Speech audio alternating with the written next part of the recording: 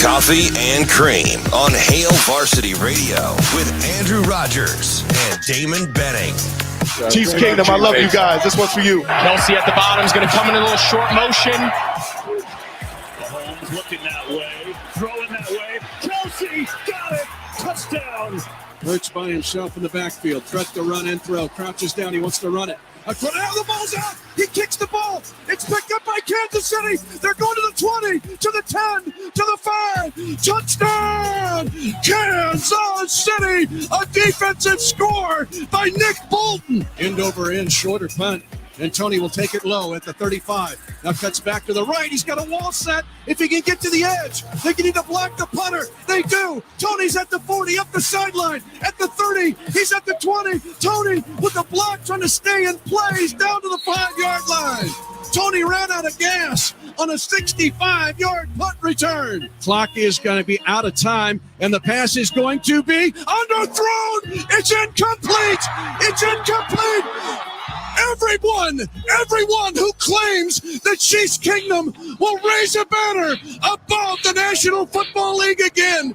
For the second time in 4 seasons, the Lombardi Trophy has a red and gold reflection. A big red reflection. The Chiefs are champions of Super Bowl 57. It was just all hard. We knew we didn't play our best. We knew we didn't play for each other as much as we wanted to. That first half was just, it was a big moment. It was a big game. A lot of guys playing a little uncharacteristic, and we were just able to, regroup at halftime and figure it out in that second half, man. We were flying around. MV, Pat, you can't say enough about what this guy means to Kansas City and this team. I told y'all before the season, we got Coach Andy Reid. We got guys like Travis Kelce, Chris Jones, Frank Clark. We're going to be the Kansas City Chiefs. We're going to celebrate this right here, baby. Anybody else here? Big red reflection. Are we going to see a go big red reflection, DB? That's what I heard Mitch Holtz say. I think that's what he said. He was acknowledging the fact that, Nebraska football's on the up and up there in that call. Is that what he was talking about? I believe so. It's coffee and cream in the morning. Big red. Go big red. You think it was? Sorry, is that what he was talking about? I thought so. There was a packed some silly stuff weekend. Yeah, lot of man, and I have to be careful, man, because I was you don't know where to start. No, I was a little guy. I played, in the backcourt. I was not a guy that got a lot of points in the paint unless I was trying to get to the basket because I couldn't shoot. But man, I'm having to kind of simmer down because I do want to go hard in the paint today, but I'm going to cut some folks for some slack because they know not what they do. Oh, I think they do know what they do. I almost texted you last night and said, man, are we going to get into officiating talk again? Which is fine. I mean, know. 888-638-4876. The most disappointing thing is when media gets involved in it. Stop fueling the nonsense. Just stop. And I'm telling you, sure as I'm sitting here, I'm here for it all morning. Don't you can add us. That's cool. I'd love to respond, but call us. Let's talk about it, because the amount of crying and whining and being so choosy about what is maddening. It is absolutely maddening. So if you have a hot take, make sure it is well put together. Because the DB train's coming. I'm just in the mood to chew you up and spit you out. But it started listen, I'm here for it. I could be wrong. I doubt it, but I could be wrong. No. And here's the other thing. You know what it started with? all weekend, people trying to tell fans how to be fans. I'm like, what are we talking about? Don't do this. You should do this. They've you been can't saying that for weeks now. Bro, I don't understand. And I think you know me, and I don't know who got me on this. Maybe it was Severe, maybe it was Sharp, maybe it was somebody in my former life. It was like, hey, listen, we shouldn't be in the business of telling people how to be fans, right? As long as you're not causing bodily harm to somebody or threatening those around you in terms of imminent danger, do your thing, right? Like, it's you want a competitive edge. You're there supporting because you want to help your team try to win games to the best of your knowledge without having the opportunity to contribute. I'm not trying to rob you of that. Like, So these people, man, I just sometimes I just shake my head. I just shake. You know my me, head. I like to play lighter fluid more times than not. Yeah. And I was at a Chiefs Super Bowl watch party last night. And right when I don't know how you do that. Right when I got over there. Fly, Eagles, fly. Fly, Eagles, fly, walking through the door. Listen, I wanted to. So I told you I was torn. I thought the Chiefs would win, but I would love nothing more than to see Hurts get a Super Bowl because I wanted to validate what I thought when he was drafted in the second round. I'm like, this guy can be. He doesn't need a Super Bowl to be validated. He could be a good NFL quarterback. So I heard today on Max J. Will. Was it Max? Whatever it is. You know, it's Keyshawn, J. Will, and Max. I got there.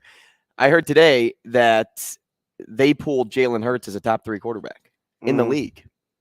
In the league. Recency bias. Right. But he doesn't need a Super Bowl to make your case. Oh, I hope is what I'm saying. I mean, he's turning heads. So I felt good about at that. A national level. My only real reservation is my heart in Pennsylvania resides with Pittsburgh and not Philadelphia. So Kenny Pickett, top 5 quarterback for you? I had to like reconcile that in my head. Would it bug me if in the Keystone State Philly was the representative? Not really, because when it's not the Steelers, I really didn't care. Right. So but I'm just telling you, like the whole weekend, and this is where I had to like really calm down. I spent a ton of time by myself this weekend. Like so did I. Like literally a ton of time by myself. And I was like, you know what? I was places. You were places. Why do I You were by yourself. Yeah. Even when I was watching, it's just by myself. I watch Millard North's girls basketball team. I don't think anybody was within 6 feet of me. Yeah, how was senior night? Senior night was okay. I need to ask the powers that be why they do that in between games and not just let the girls do the girls thing and the boys do the boys thing. Like that's, I mean, maybe they want like unfortunately the student section, but that's what I was going to say. Unfortunately, I think there's more traffic in the later game. So they want to give the recognition when most are there. I think that's the mindset. Even if sometimes it's just not super. Okay. I mean, okay. I won't die on that hill, but I found myself wanting to just like have sit downs. I just want to just like talk to people. Right. Like I saw this on Twitter. So I was like, hey, if this is what you're going to tweet out to feel good, why do you tweet stuff like this? Is this you? Or like, hey, this is what you want people to do. Like, where does that come from? And what, like, I want to know how, it's just me, right? I just want to know how people think.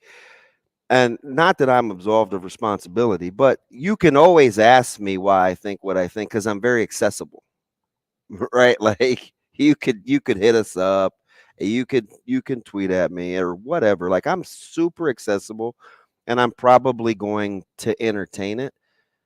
So I want to do that with other people, because sometimes 265 trillion characters on Twitter doesn't do it. Sometimes you just want a good old fashioned talk to. But that was a very strange, wow, is this what we're coming to in the sports world kind of weekend? I'll tell you what, though, in regards to Super Bowl Sunday, that was one of the better football games that I've seen in a long time. Game. Plus, it exceeded your expectation when it came to scoring. You did not think they were going to touch 70. I didn't think it was going over 51. And they but went after 3 the touchdowns over that. And it's just like bang, bang, bang. But and that was not even a credit to poor defense. That was just moving the football. There were some good breakdowns. Really good pitch and catch. Real good play design. And talk about play design. Let's talk about this for a second. Andy Reid in the second half. I mean, he did such a great job of scheming guys. The touchdown to Tony and the touchdown to Moore, were things of absolute beauty. How about Sky Moore's resolve? Remember when he was Kansas City's whipping boy about 3/4 of the way through the season? And it all changed with a punt return for Sky Moore. The guy that couldn't catch punts, and people were kind of scratching their head a little bit. Oh, Sky Moore. He gave me, and this is not like a head-to-head example, but he gave me DeAndre Swift vibes of year one. Swift had a bunch of plays in his first year in Detroit where he dropped touchdown passes, and people were like, this guy was touted for catching footballs out of college. Why can't he do it now? He'll be better in year two. He'll put his head down, he'll go into the lab, and he'll figure himself out, because there's going to be a lot of transition in regards to that wide receiving group, and they're going to need him to step up. So I just like a ton of good play designs. And, if you've never tried to stop or defense Philly's run game with like true triple threats, and when you can pull with an uncovered center, and there're just so many little intricacies where I was like, yeah, this is a handful. I mean, A.J. Brown getting a chance to work one-on-one. The very first big play of the game, that didn't have anything to do with design. That was simply, I think my guy's better than your guy. I'm going to give my guy a chance to go make a play. In double coverage. And that big monster went and made a play, right? Yeah, so I thought the game was fantastic. And again, listen, William Floyd still fumbled in the bowl game. They didn't call it. There was still no clip in Florida State, Nebraska. They called it. Jesse James caught that ball for the Steelers against the Patriots in the AFC Championship. Scottie Pippen and New York Knicks, they still called that a foul. Like, this stuff happens. You cannot get into legislating when you should do something and when you should not, because you'll never win. You'll never win.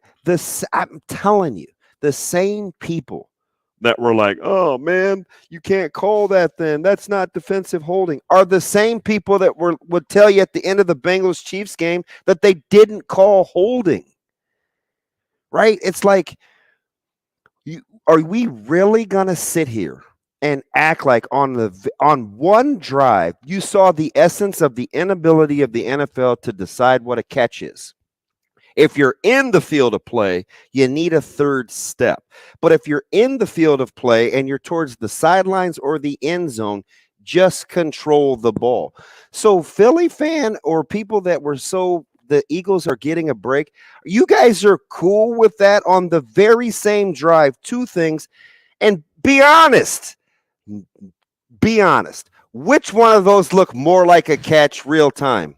Sanders or Goddard? I'm here all day. 888-638-4876. But then we want to get into the spirit of the rule. Right. Then the spirit of the rule matters. But not when it's a DB holding a receiver. Then guess what matters? What time of game it is. Because if you're the spirit of the rule guy, right, that's a defensive hold. The DB, you know what Bradbury said? Hey man, that's on me. That is on me. Which that's a hold. Kind of shoots down every argument. But do you know why I get like this? Do you know why I get like this during officiating talk? Yes.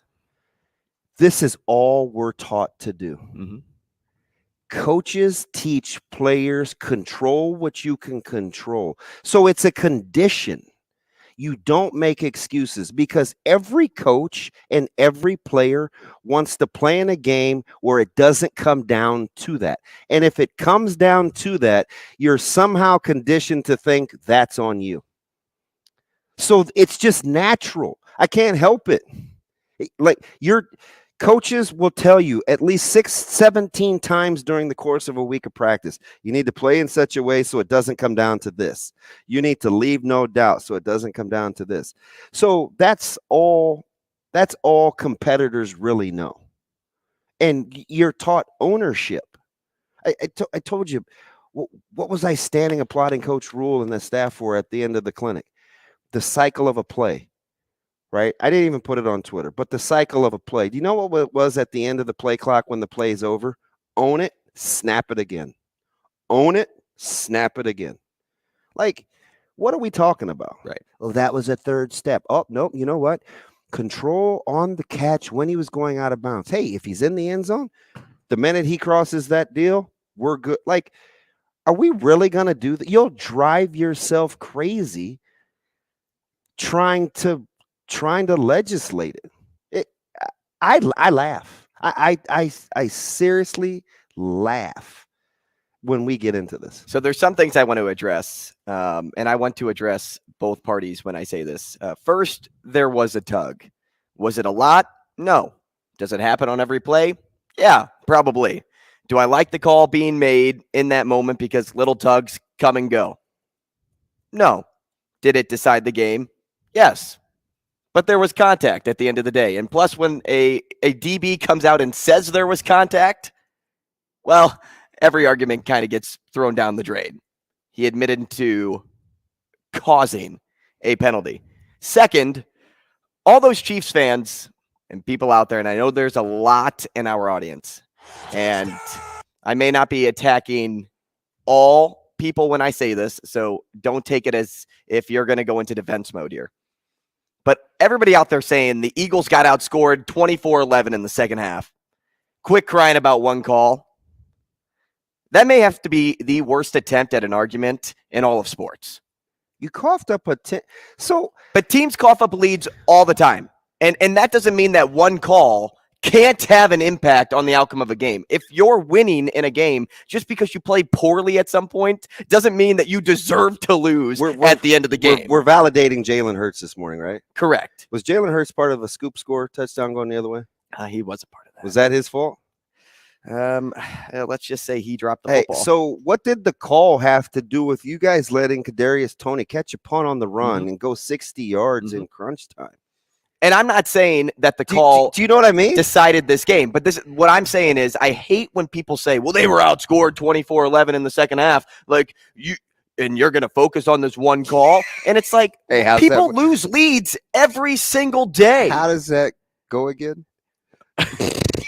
Oh, you get 24-11 and you're outscored. And, here we go again. I hate that argument, too, because why are we talking about a team that did not perform as well as they did in the first half? Just because the other team performed better than they did in the first half to tie the game, essentially, at that point.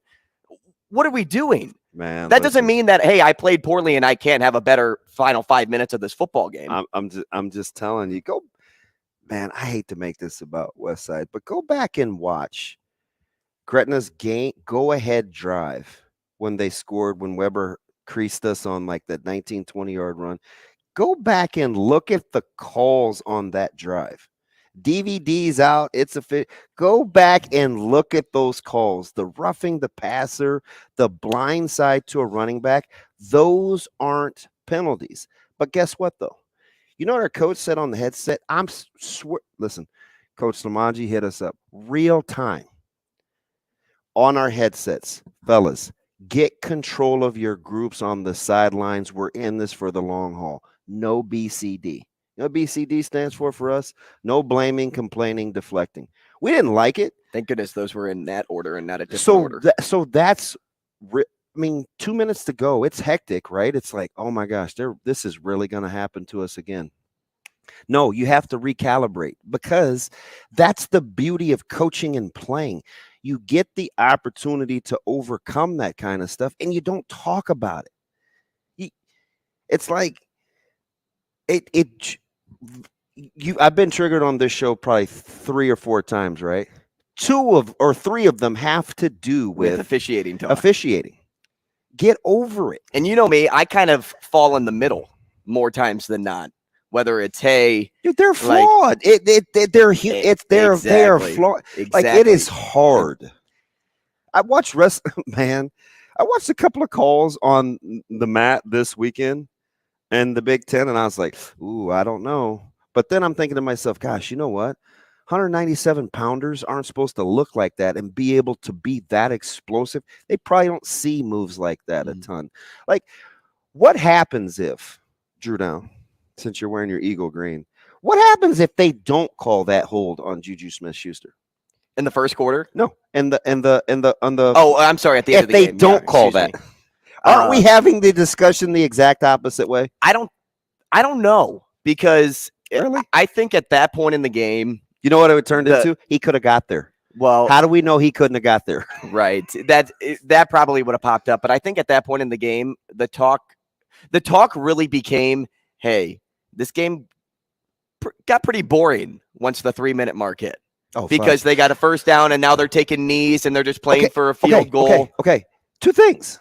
Are we going to act like the Eagles just didn't give up a 5-minute drive? Oh, no, 100%. Are we really going to act like what, 5? Don't give that guy back the ball. We said that, right? Right.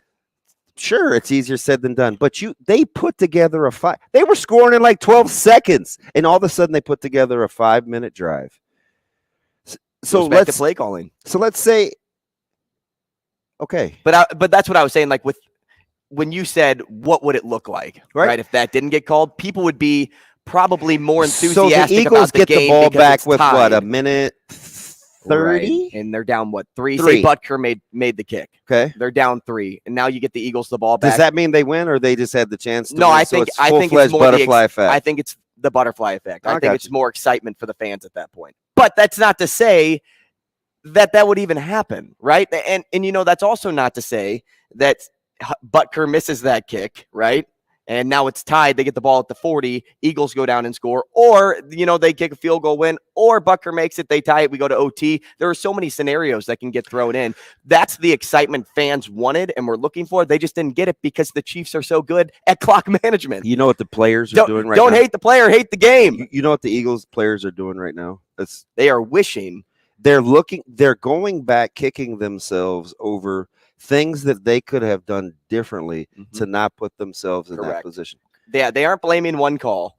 They are thinking about everything else that happened. Hey, why did our special teams unit not get to Tony on a kick which let's credit Tony here. The fact that he had to bend all the way over with his momentum going toward the football, it's hard enough to catch a punt, whether it's coming down at you and you're standing straight up. The Eagles were the better team for darn near almost 3/4 of the game. Hey, so listen, when the Kansas City took the lead in the fourth quarter, I said to myself, how in the world are they winning this game? It seemed like the Eagles were in control. It was kind of a Jedi mind trick. I don't know what happened, but the first time that the Eagles had to punt, you're like, they get the return. They had everything aligned for them. I mean, they had the guy that was setting records that could have been the MVP. I mean, they had the lead. It was all there for 3 quarters, and then it just fell apart. I mean, they even had the better game plan, I thought, coming out of the chute. They clearly look like the better team. But I think we thought that going in, right? When they said last week, I couldn't believe they were a dog. You're like, why do you like the Chiefs? And I was like, well, I know, full disclosure, I think the Eagles have the better roster. They have the better team. The Chiefs have Patrick Mahomes. I mean, that's exactly, and it played out that way, but it looked like the Eagles were the better team. A lot more still to discuss with this conversation. We'll do that next. We'll get to our poll question. Michigan Lance, stick around. We will get to you at the start of the next segment as well. We appreciate your calls, 888-638-4876. We've got a 3-hour show today ahead. We will get off the air at 10 o'clock. I know you're excited about that. And I will give you the full lineup when we come back as well. Stick around. It's Coffee and Cream in the Morning on Hail Varsity Radio. Rogers and Benning will be back in 5 minutes.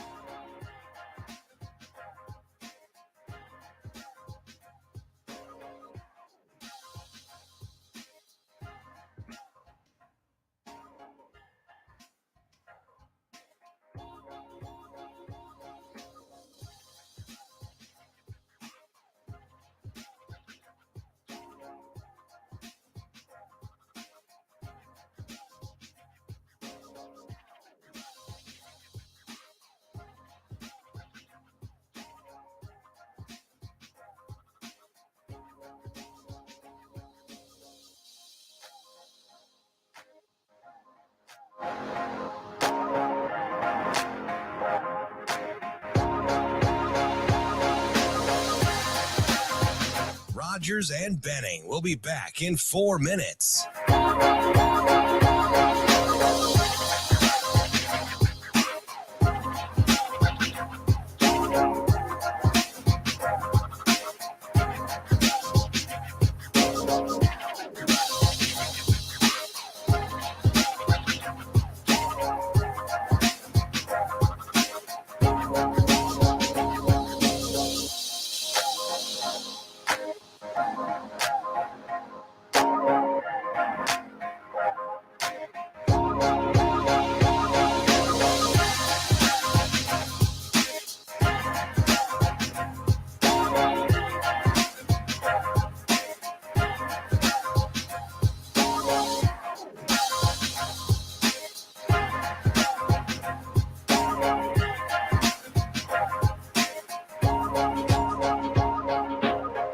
Rogers and Benning will be back in 3 minutes.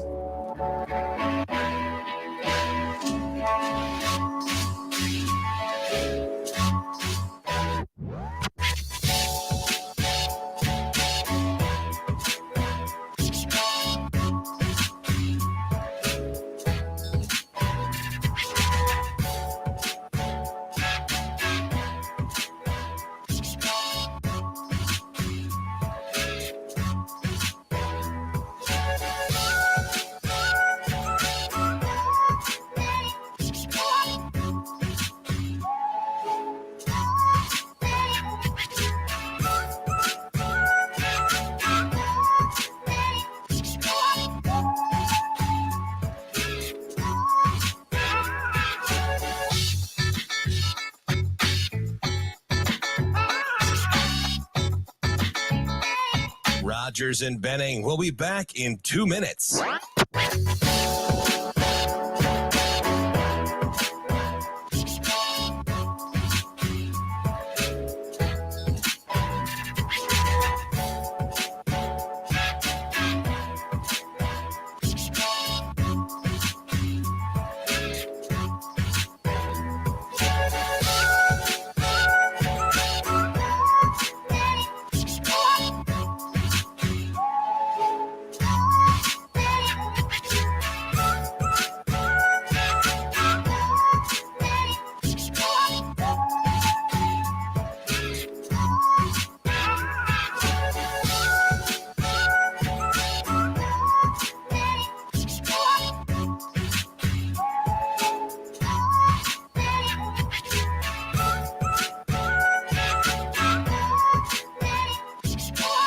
Rogers and Benning will be back in 1 minute.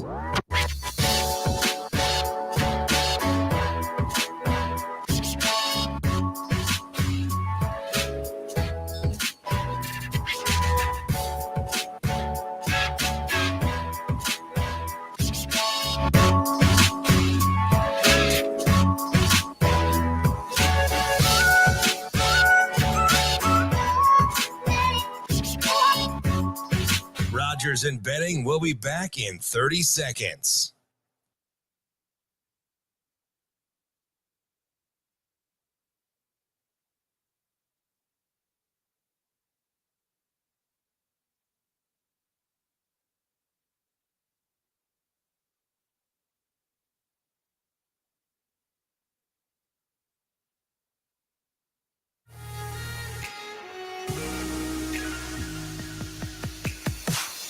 Coffee and Cream with Rogers and Benning on Hale Varsity Radio.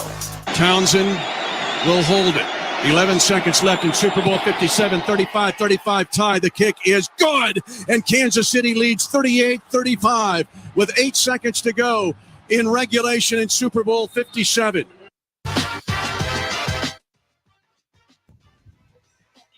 Hey, welcome back to the show. It's Coffee and Cream in the Morning on Hale Varsity Radio, powered by Currency. He's Damon Benning. I'm Andrew Rogers, and we're having fun on the day following the Super Bowl. We're live from the Chevrolet stage at Hale Varsity Club. I'm having fun. You're a little fired up. I did ask you. It's all relative. I did ask you coming out of the break, and You know what? I'm gonna hold that because I'll set up the show because we'll get down a rabbit hole. Hey, we if I bring probably that up. should set up Yeah, the exactly. show. Well, At least we got 3 hours. we got time. We've got a lot to get to. We have Creighton and UConn reaction from over the weekend, and boy, let me tell you, that game made me want to rip my eyes out. Sam McEwen at 8:00. What you're about to add to my point about that game? That was wild. I know. Hold your thoughts because we've got a lot to get to. Hold them strong, DB. Nebraska basketball, all of a sudden, really competitive again. You know who looks like a genius right now? It's early. I better not give that to him because it'll be another one of our Lincoln guys. I've said that about Kevin Suits a month ago. Right. When Sam said what he thought Nebraska's record could be, and I was like, dude, that would be fantastic. And then I came back and told you that, hey, I think Wisconsin's a winnable game. Yeah, so it's definitely in play. Nobody saw Right. 12-2 in overtime. yes, I yeah, mean- it was a blowout in OT. And I believe Wisconsin took the lead 63-61. I believe they started off, And that was it. they started it off. Yep. Guess what's back, DB? Guess what's back? Back again. Baseball. Oh, I don't. Baseball is back. I We'll get into a little baseball talk later on in the show. Pitchers and catchers report today. Let's get it. And position players will report shortly after. That's going to be on the 16th, which is Thursday. Do I have my math right Yes, there? that is correct. Cynthia Freeland will be on with us at 9:00. One of our favorites, or has become a favorite after one appearance. At least she's been one of my favorites for a long time. Analytics expert for NFL Network. We'll play Take It or Leave It at 9:30, and then I've got something special planned at 9:45. So we'll hold on to that. But before we move on from anything else, let's get back to Super Bowl talk. Michigan Lance on line 1 with us. Lance, thanks for sticking around for the majority of that first segment to let us get our thoughts out. But now your time. I'm interested to hear what you have to say about last night's game. I mean, that was a great game. 100%. That game had everything that what football is, and then also everything the NFL is. Yeah, it had it all, man. From you got a passing league to a mobile quarterback league to the old school where you still need to run the football. What the NFL and football has always been league, but people seem to forget. Good defense. That's where we're at in the NFL now. It's hard to hold great teams under like 25, 28 points. So, go ahead, baby. No, I'm good. Who would Hurts have been the MVP if the Eagles won? Yes. No question. Okay. Well, yeah, that's up for debate. No, I'm just curious because when you looked at the performance, you saw the 15 for 70 rushing and the quarterback sneaks. Right. Well, and the touchdowns, like he had 3 rushing touchdowns. That's what I'm saying. The rushing touchdowns with the quarterback sneaks, but he had the 1 touchdown pass. I just was curious, if that was one of those performances when you're watching him real time. I'm not talking about going back at the end of the game where you're watching real time and you're like, that's an MVP performance. Because when you look at look at the stats right now, I think he was 27 of 38 for 304. Did it seem like that? I think he only had the 1 touchdown. It seemed more like that than it seemed Mahomes didn't throw for 200 yards. It was such a weird game. Right, but hey, how about those? He should have had another touchdown pass. Your boy can stay in bounds. Devontae Smith, that was a touchdown pass, and then the other guy dropped that ball. I can't remember who that was. That was another long bomb that was a great ball by Hurts. The guy didn't pull it in, so most definitely he was the MVP if they won. And he actually, I mean, looking at I thought he played better than Mahomes, but I thought so too. What the Eagles defense didn't do was get a turnover or create a turnover. Hang on, though. And they didn't get a stop when they needed. Do you know how many incompletions Mahomes had? Oh, he had a passer rating of 131. He didn't. You know how many? So no, I'm just saying, like we just casually said he outplayed Mahomes. Right, but it's because Mahomes didn't do as much statistically, but he didn't have Did to. we not see the 30-yard scramble? Yes, I saw the 30-yard scramble. Like, I don't know. We kind of just let that. We kind of just let that roll off the tongue. Like he played better than Mahomes. Here, we didn't say Mahomes played bad. No. Hang on. Okay, that sounds like something Jay would say. Just because I said one thing is not saying you said the other. What you guys did casually say is, well, I certainly thought he played better than Mahomes. That's not saying you said Mahomes played bad. That's you saying that's you. Yeah, you know me. Don't try to get me. That's you guys saying Hurts clearly outplayed Mahomes. Well, he did not clearly outplay Mahomes. He did. Mahomes made plays. All I said was he outplayed him. Like, no, but Michigan Lance, I don't know if he did. He threw for 3 scores. He only had 6 incompletions. He had 7 yards per carry on a sprained ankle. I don't know about that. Who was drugged up more, Patrick Mahomes or Cocaine Well, we Bear? saw it on the left. Oh, my Lord. Oh, my. I'm going to lock you two in a room together. I'm not even knocking what you're saying. Like, that was a great performance. I'm not knocking it. I mean, but Jalen Hurts put on a great performance too. Yeah, like, but you said clearly. You said clearly. I don't know. Okay, we'll have to go back on the tape. I guess. Listen, man. Let me rein it back in. I'm not saying like 10 times better. Yeah.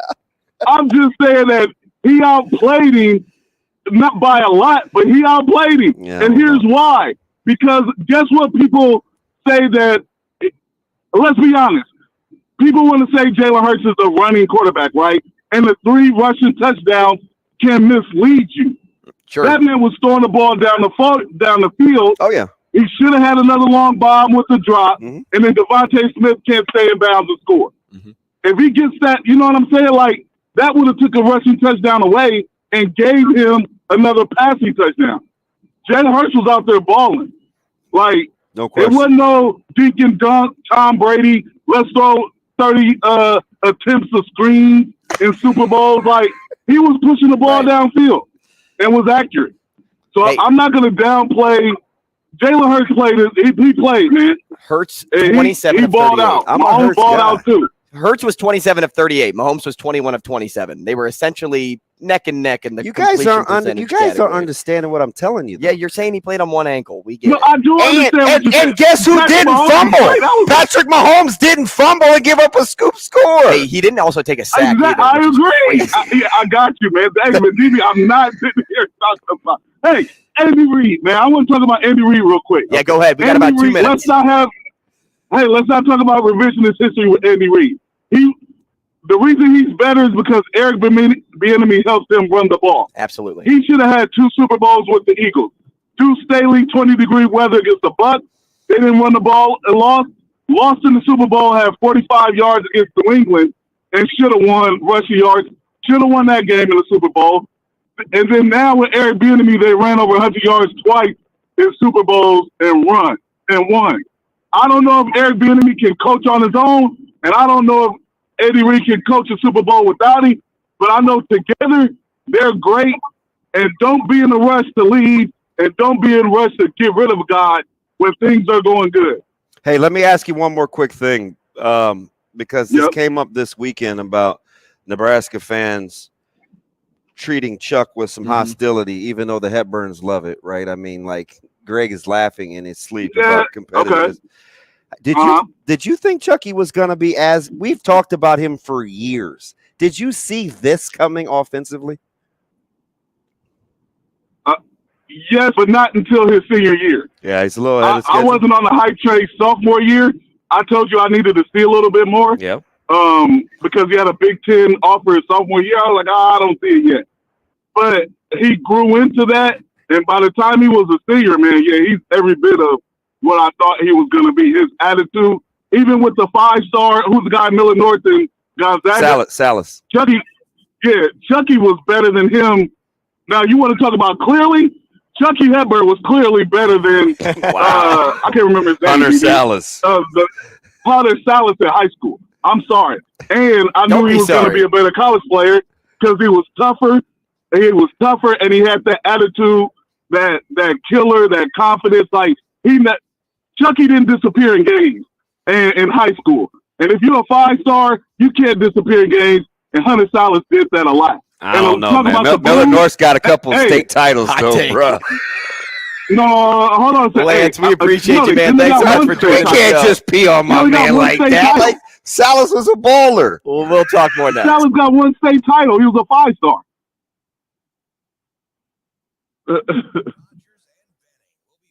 In 4 minutes.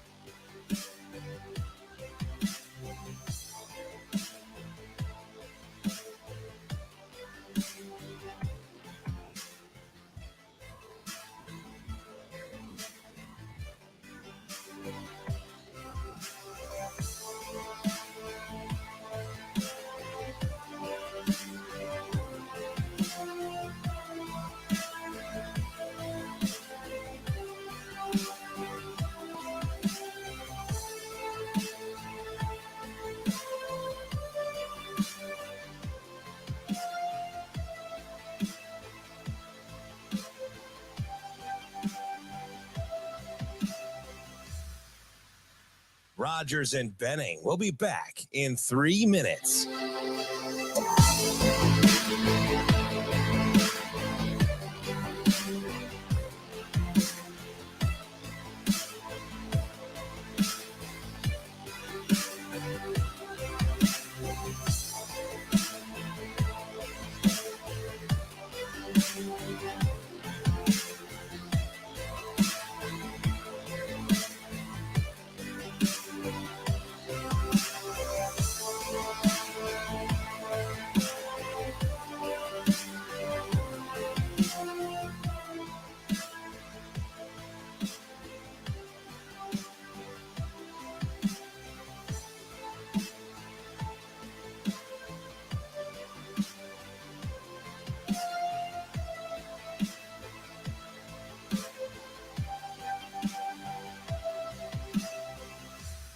Rogers and Benning will be back in 2 minutes.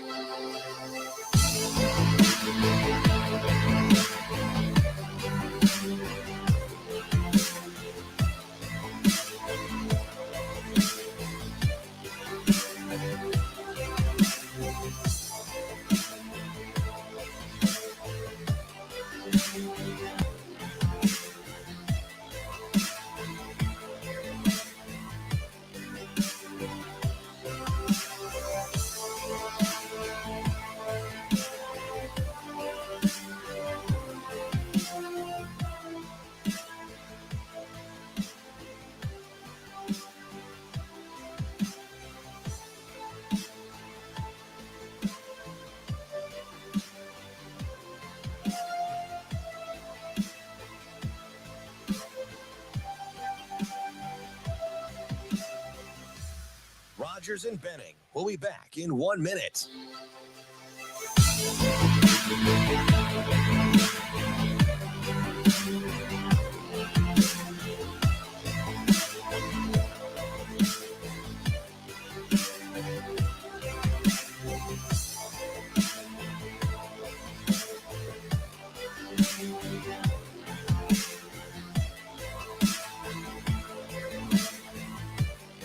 Rogers and Benning will be back in 30 seconds.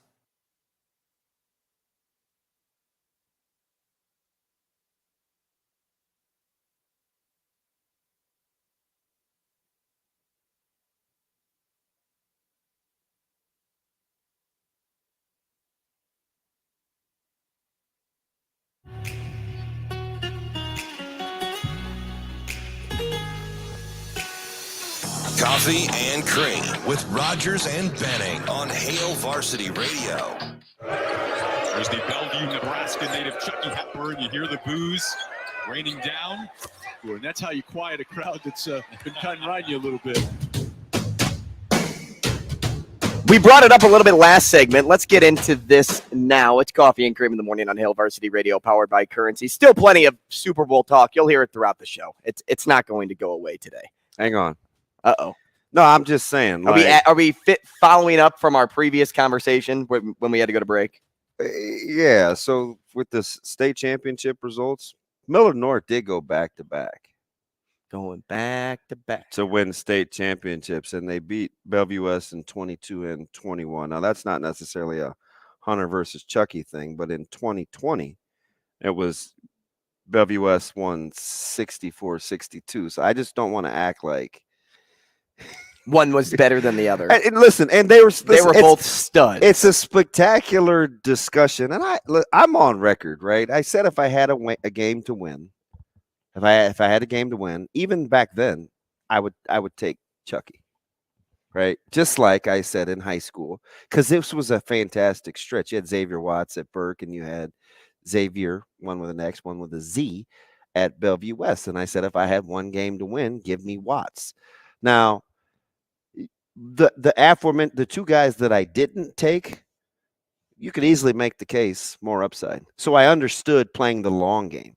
Right, between Betts and Salas, you look at the athleticism, the size, the physical attributes. But at the end of the day, I settled in on winning, like who wins more, because that's always what I'm going to ride with.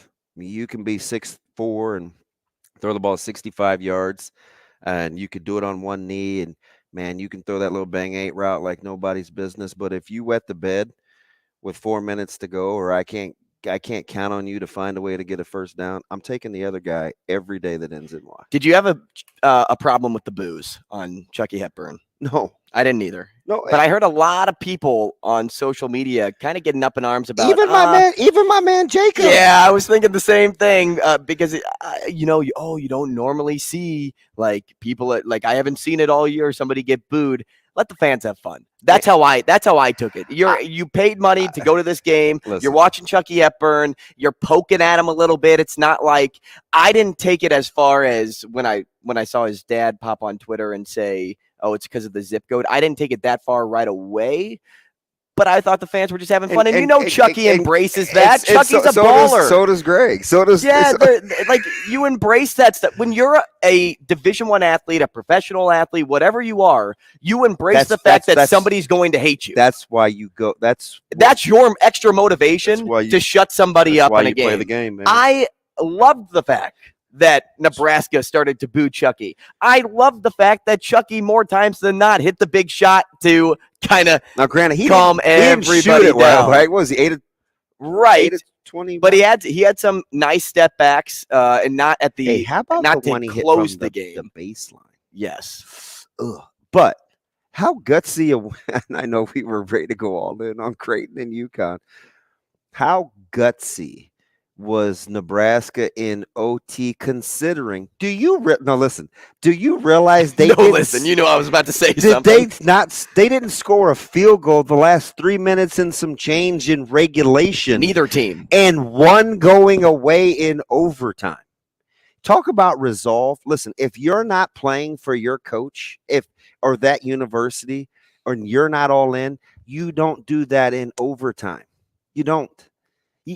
That right there lets you know that Coach Hoiberg has full control, and that staff, because he's got some great help, and good on him on the coaching acquisitions.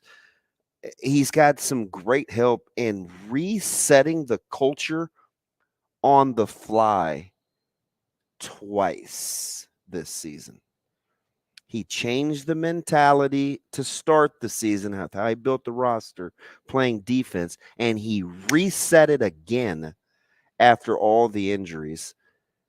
And it's like he may have actually done that 3 times because after Gary and then after Bandamel, he may have had to do it twice mid-season. It's like what a what's great is I get it. There's going to be in my DMs. They're going to tell me about the 31% win clip. There it is. You know what's great is I talked to 5 different people yesterday at random points in the day, all over the place. Man, who's that Japanese player that Nebraska has? What's his name again? I was like, oh, Tominaga. Dude, that guy's really good. I said, yeah, at the start of the year, did you even know that they had a guy coming off the bench that could totally stroke it. Yeah. And they're like, no. I mean, everybody had hype on Griesel. Everybody had hype on Jawan Gary transferring. Everybody had hype on Bandamel and all of these other big names. And then here comes Tominaga out of the dust, and he has been Nebraska's best player since the injuries. Last 2 weeks, yeah. Since the injuries. And full disclosure, he drives me bonkers. Right? I love it. I love his flair. I love his pizzazz. Every time he takes a shot, this dude will stand there and like hold his arm up in the air for 3 while everybody else is getting back on defense and the ball's being inbounded. He just stands there. He's wild. He's not afraid to sprint back on D once he gets his moment, about a second and a half or whatever it is. So, like full disclosure, and I think he was 7 of 14 the other day. Full disclosure, what I have come to appreciate, his resolve. Just perseverance, because he was the point of consternation in barbershops, on message boards, at the water cooler. Oh man, he's gonna score 3, but he's gonna give up 6. He's gonna score 2, and he's gonna give up 3. And he can't play. Listen, the ability, and now he's shooting the ball inside the arc a smidge. Now I could take or leave the little running floaters, but hey, do what you do. But you talk about like. Just him being a microcosm of them playing free flowing is unbelievable. Like all of a sudden, Blaze Keita looks like. Hey, I'll tell you what, could be the sleeper player of the game. Well, we've been. So if you follow, you talk to these guys that either watch practice or go to practice. Like they've liked him for a long time. Mm-hmm. Played a little bit early, then all of a sudden kind of disappeared, and you're like, hustle player, rehab project, right? And now all of a sudden, with more minutes, like the more basketball he plays, it's anybody. And now your hand is forced. That's anybody, though, right? Well, the more basketball you play, sometimes though, the better you get as a player. Sometimes the more exposure. You give yourself the more opportunity you have to show what you truly are. So there's no lock stock. The more reps you get, the better you get individually. That's at least how the adage reads, right? Yeah. The more reps you get, the better you become. Some guys, the more they play, the more you hold your breath. Yeah, you can get exposed for sure. But you would have to say that I would say the majority of cases, the more reps you play, the better you are. I don't have percentages. I just know it's not that linear. As a coach, I can't really argue you too much. But you could. But look, you ever had a goalie spell another goalie, and he can get off to a good start, but over time things reveal themselves? Yeah, but those are the things that does that mean he's getting better? Not necessarily. But here's the thing, though. If you get exposed, what in turn happens? Whether you take to the bench, whether you get sent down, whatever it is, you will work on your game. You could, but that doesn't. Then you come back even better. It's not that linear, though. It's getting better on reps. You get more comfortable. That would easily make you better just instantly. Getting more comfortable in that moment. There's this thing called real life in-game situations, and some people just don't get over that hump because of what it is. I've said this for years, and take it from me because I was a spell the guy. It's much easier to spell the man than it is to be the man. So I'll always subscribe to that age-old adage because some guys are built and designed to be complementary pieces. Not to say I'm not saying that's not wrong. to say that you can't get better. But at what degree does that happen where it changes the way that you play in games? I'm not saying it's going to be life-changing results. It's hit and miss. I'm not saying it's going to be life-changing. But the more reps you get, the better an individual is going to be. Yeah. Whether that's for his own personal well-being or whether that's for the team. Just because you experience more moments now. You have a little more cred. Is that like game? Yeah, is that like Matt Flynn? Yeah. Scott Mitchell? I mean, where are we going to go with this? There are players. I'm not saying you're wrong. You know what I mean? But I would venture to say that Flynn is $10 million richer. I was going to say there are people out there that would say that, hey, I mean, at least those guys would probably say if I didn't play, I wouldn't be able to experience what I did because I did get those reps. So if you're Nebraska right now, how do you want to play? You're really running that offense through Casey, right? You have to. Him and I Sam. mean, feed the hot hand. D Walk was still the man, though. Like he is. He did assert himself. Well, and overtime. Sam was really strong during that 17-point deficit. When D Walk flexed, did you see any of the muscles? I think he's just a big guy. Does D Walk move in slow motion when he has the ball? Man. I feel like when he takes his steps to the hoop, he travels every time. But it's just because he's so slow in his steps, and that's not a knock on him. It's just what I see. When you see him turn to go to the hoop, because he's so strong, he likes to face up to the basket more than he likes to back somebody down and do some type of hook shot. This is kind of a weird analogy, but I'll use it just because you saw him just this weekend. The way that he can use his shoulders and be kind of a below the rim guy where he positions like how he wants to move. Does he not remind you of Kevin Stubblefield from West Side? A little bit. Yeah. It's like, how did he get that shot? He dislodges you right with like these little subtle touches. Hey, and fantastic. Unlike what we'll get into with Sonogo and Kalkbrenner. Right. Oh my goodness. Well, we have a lot. I still have a lot to say about Creighton. We'll get to that. We'll get to that in the next hour. We're going to talk to Sam McEwen next, but just finishing up, we're going to close this pool of thoughts here. Westside and Nebraska, great basketball games over the weekend. That's all I have to say. McEwen's next. Rogers and Benning will be back in 4 minutes.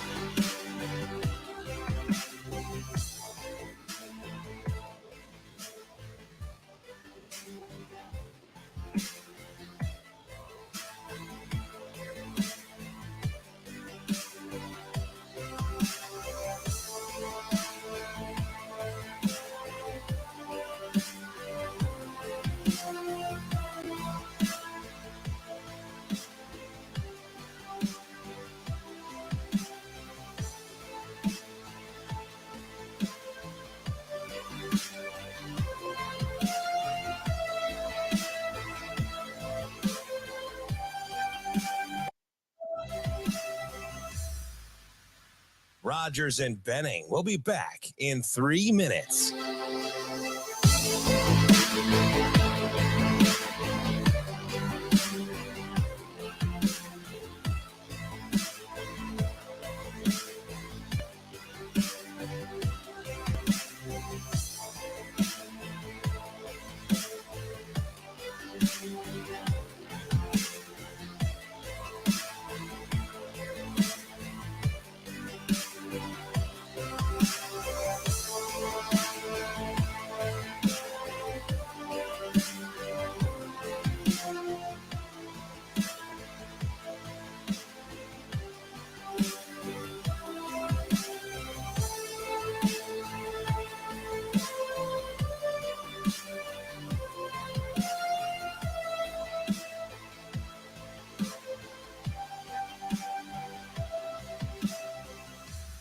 Rogers and Benning will be back in 2 minutes.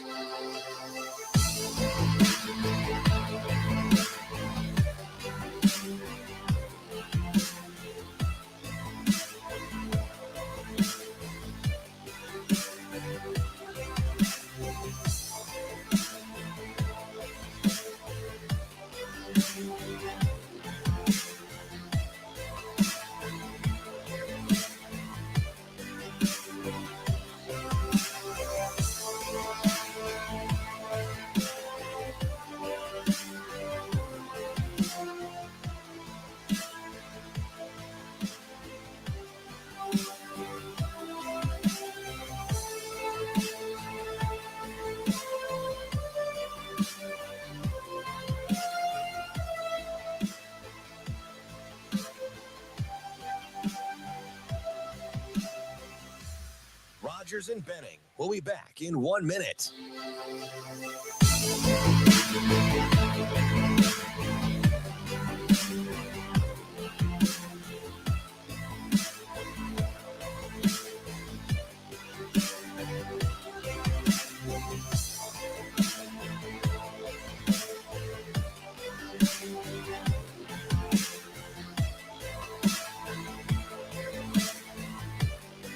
Rogers and Benning will be back in 30 seconds.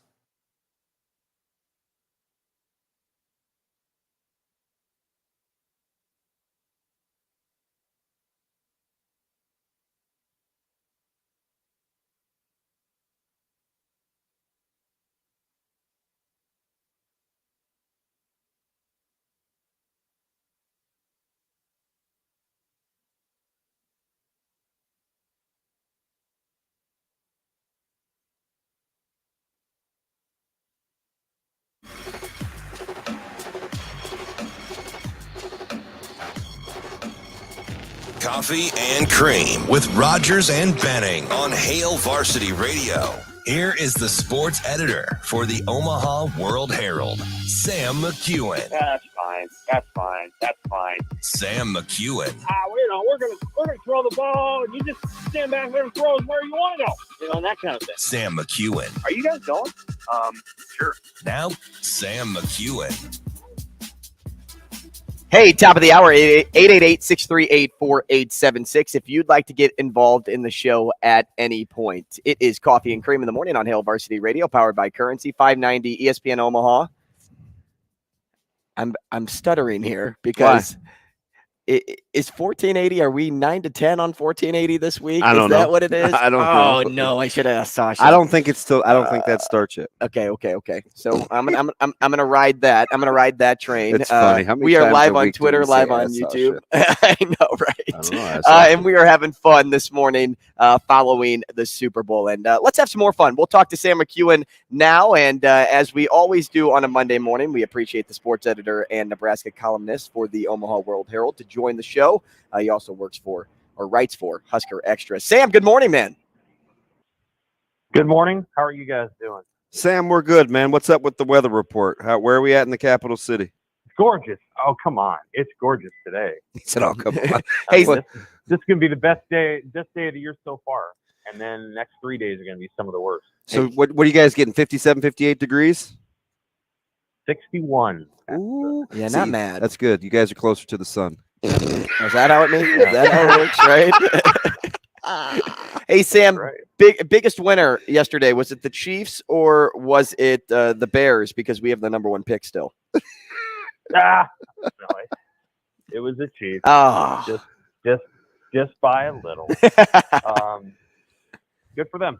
You know, I thought that was a fun game.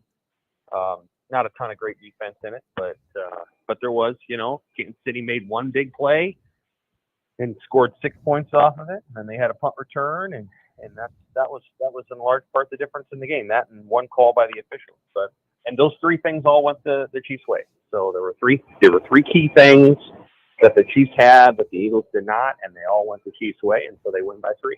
Sam, are you surprised that? And this is you, and you've known me forever, and this is going to be a hot. I'm very animate about leaving officials out of it, but why do you think we're so apt to get into officiating when we're ultimately going to lack consistency in our argument? Shouldn't we just leave well enough alone? Because we all think we could be officials. Oh, okay. Most of us do not. Most of us know intrinsically that we could not do what Patrick Mahomes does. We can't. And so, somewhere deep down inside, we've learned in the last 20 years not to pretend we could be Patrick Mahomes or Jalen Hurts. Some of us figure we could be coaches or GMs, right? I could assess talent, and but all of us feel like we could be the officials. If I learned it, then I could do it for a year, and if they put me out there, I'd do the right thing in that moment. And, that's not true. That's not necessarily true, but it does. But people do feel that way, and then the other thing that we have is we have the advantage of slow mo, not watching things in real time.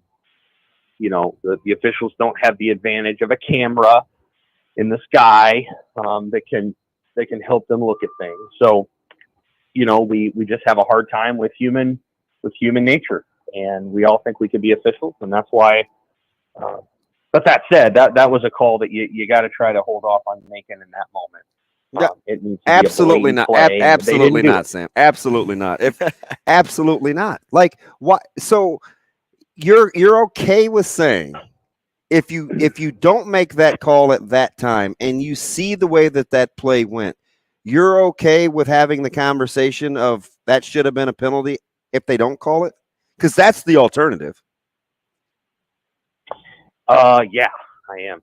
In that particular moment, yeah, I'm okay with it. Yeah. Like I think it was I think it was probably that would probably have been the way to err there. But I get it. I get how people might have felt the other way. I remember the pass interference call that wasn't called in the Saints-Rams game. I remember the pass interference call that wasn't called many, many years ago on Deion Sanders in the Sugar Bowl. So, I remember those. And so, yeah, it's certainly something to keep in mind and to remember. Would your mind change, Sam, if it were Chicago in that case? Like if it was your team? No. What about what Bradbury said? Does the player matter? To some degree, yeah, I think that matters to some degree. But still, it's just one of those moments. And again, like I don't think that's why the game was decided the way it was. I think there's a lot of things that could have happened in that moment, and as it turned out, that it allowed Kansas City to run the clock down. But there were other things in that game, right, that gave Kansas City the edge to win that game. One of those was the punt return, which was a great individual play. One of those was the scoop and score, which I think reflected to some degree, what they thought of Jalen Hurts on 3rd and 6, trying to run a quarterback draw. And then the other one, other than the officiating, is that Kansas City ran the football. And the Eagles did not run it as much as they had during the season. And they had a few possessions where the tide turned in the second half, and they just didn't make enough plays. They're going to kick themselves all off season, and not just because of the penalty. Philadelphia probably should have won the game, but they lost control of the game in part because they got a little enamored with their playbook and a little enamored with throwing the football. We're talking to Sam McEwen, sports editor and Nebraska columnist for the Omaha World-Herald and Husker Extra. Toss him a follow on Twitter at SWMcEwenOWH. Great follow. Sam, there was a tweet that popped up during halftime of that football game, and it came from the Husker football account. Do you think that was a good play or no on their part? Well, yeah, they're trying to set a culture in that moment of saying, the next 24 hours we're gonna kill it in recruiting. That's what that logo is for. So I'm guessing they were trying. Now it's possible that they set a timer for it and they forgot that it was during the Super Bowl, but no, I think they're trying to capitalize on a lot of people being on Twitter. I think the same thing. Yeah. So they know what they're doing. That was a scheduled tweet for sure. This is a strong group. Yeah, this is a strong group of coaches, and they have a pretty good idea of how they want to go about it. Of course, we're in a period right now where they can't go out and recruit. So, there's certain things they can't do in this moment. So probably won't be quite as robust as it was maybe in January, but they know what they're doing. And I'm sure this is the moment where you begin to build toward the visits, those unofficial visits in March. Hopefully you get a couple commits out of that. I'm sure they feel that way. And then you're going to get those spring game visits. And that's where you begin to hope you start building the class right then and there. I'm sure they hope to have double-digit commits, maybe even 15 commits by the time the season starts. I'm sure that's where they want to be. Hey, Sam, so at one point yesterday, Nebraska women's basketball got it to 51-51. Remember, Michigan hit the 3 to go at 51-48. Nebraska came and tied it. Were you more confident in Nebraska coming back then, or when Nebraska hadn't scored the final 3 minutes and some change, and it was 61-61 going into overtime? Who'd you have more confidence in real time? I had more confidence in Nebraska men's basketball. Yeah, I did. And that wouldn't have been the case maybe last year. But yeah, I did. I think, well, first of all, Nebraska women were playing a better team, which is part of it. Yeah, but how that game had gone on for them to be tied, I was like, wow, that 7-0 run, I was like, they may be on to something here in Ann Arbor. They might. I think they play very hard and they try very hard. They're a player short, and they have been since Allison Weiner went down. And beyond that, they're just not the same team they were last year. I was talking to Kevin Suits, 10-11 about this. I think it's increasingly hard for a team to basically run it back. Georgia, now people will talk about Georgia football, but people will also forget that Georgia football had to replace almost all of its defense. And so there was a huge advantage in that what Georgia brought back were a bunch of guys that were backups on last year's team and were hungry, especially on defense, to make those changes. And so, they played, I think, with a zeal this season, in part because they had lost a bunch of guys. I think it's hard to run it back, and I think Nebraska women's basketball is basically running it back this year. It's not quite the same. You can tell, and Hybe being hurt was part of that. Mm-hmm. Weiner being hurt is part of that, but they're just not quite the same team. And I think they probably needed to add one or two more pieces in the offseason. They didn't do that, and so now they're a player short, and so they fall a little short. As for the men, great win. That's a really important win for Nebraska, and it was a team win. Everybody on the floor did something. Blaise Keita did something. Casey did something. Griesel played actually a very good game, even though he didn't necessarily, dominate. So I thought there was a lot of good things to be said, and they have a chance tomorrow night too. They do. Rutgers is a very specific kind of team, and if you can protect the ball, I don't know if Nebraska can do that, but if they can, they will have a chance. Because Rutgers is without one of its top post players, and Rutgers doesn't run away from a lot of teams. They don't score a lot of points. So Nebraska has a chance tomorrow night if they can hold on to the ball and protect it. Sam, are you cool philosophically kind of saying that Nebraska had, because you don't answer the dinner bell like that in overtime without having some resolve and a pretty solid culture, right? I think that's safe to say, right?